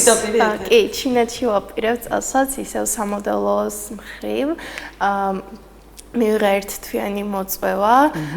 იქ იქნება მოდის კვირეულები, რეკლამებში გადაღებები, ფოტოსესიები და ასე შემდეგ. მე ის მომეწონა ტექსტი, ანუ ისე, როდესაც ადამიანი ხშირად მოგზაურობს სხვადასხვა საქმეზე ძალიან დიდ მანძილზე და რო ყვება მას ჩვეულებრივად ისე შეგზნება თითქოს და სამარშრუტო ტაქსი გადის, აი ბათუმი ჩაქვი ტაილანდი, ბათუმი ჩაქვი დუბაი. ხო, ის რაღაც მარტივად, აი ამერიკაში გადავიდი, აქვეა ბიზნესთან. კი ბატონო, ივანა ბოდიში ამ კითხვის, მაგრამ უბრალოდ მაინტერესებს, ახლა რამდენი წლის ხარ? ეხლა ხანს გავხდი 17 წლის. 17 წლის ხარ. რას ურჩევდი შენი ასაკის გოგონებს, არა მხოლოდ გოგონებს, შენი ასაკის მოზარდებს? რა არის საჭირო იმისთვის, რომ წარმატებულები იყვნენ? პირველ რიგში აუცილებლად უნდა დაისახონ მიზანი და ყველაფერი უნდა გააკეთონ ამ მიზნის მისაღწევად. ყოველთვის გვერდში ისეთი ადამიანები უნდა ჰყავდეს, არა მარტო ჩემს სტოლებს, არამედ ყველას, ვინც ყოველთვის დაეხმარება წარმატების მიღწევაში და არა უკან დახევს პირიქით და ასევე ყოველთვის უნდა იყვნენ საკუთარი თავი და არავის გამო არ უნდა შეიცვალონ. არაჩვეულებრივი არის და სანამ გადაცემას. ეგ დიდებსაც კარგად გვერგება ეგრე საკუთარი თავი. რა თქმა უნდა, მე მჯერა რომ ახლა დედა გვიყურებს, იმიტომ რომ დაახლოებით დილის საათებში შევხვდა მისი story Facebook-ზე, სადაც აანონსებდა, რომ დღეს უყურეთ აჭარის ტელევიზია, სადაც იქნება ჩემი შვილი და მოვიკითხავთ აქედან დედას და თუ გვაქვს სურვილი რამე უთხარი დედას. ძალიან მიყვარს ჩემი დედა და მინდა რომ ყოველთვის ისე გაუმართლო იმედები და ისეთი შვილი ვიყო, როგორც მას გავხატებ.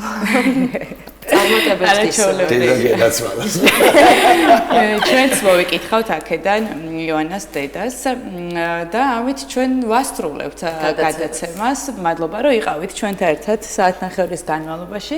ჩვენ ისევ ხვალ ჩვეუldrოს პირველ საათზე შემოგიერთდებით. აბა გისურვებთ რომ დღეს ასიამოვნოთ გაატაროთ. კარგად ბრძანდებოდეთ. კარგად ბრძანდებოდეთ წარმატებები. ხვალ.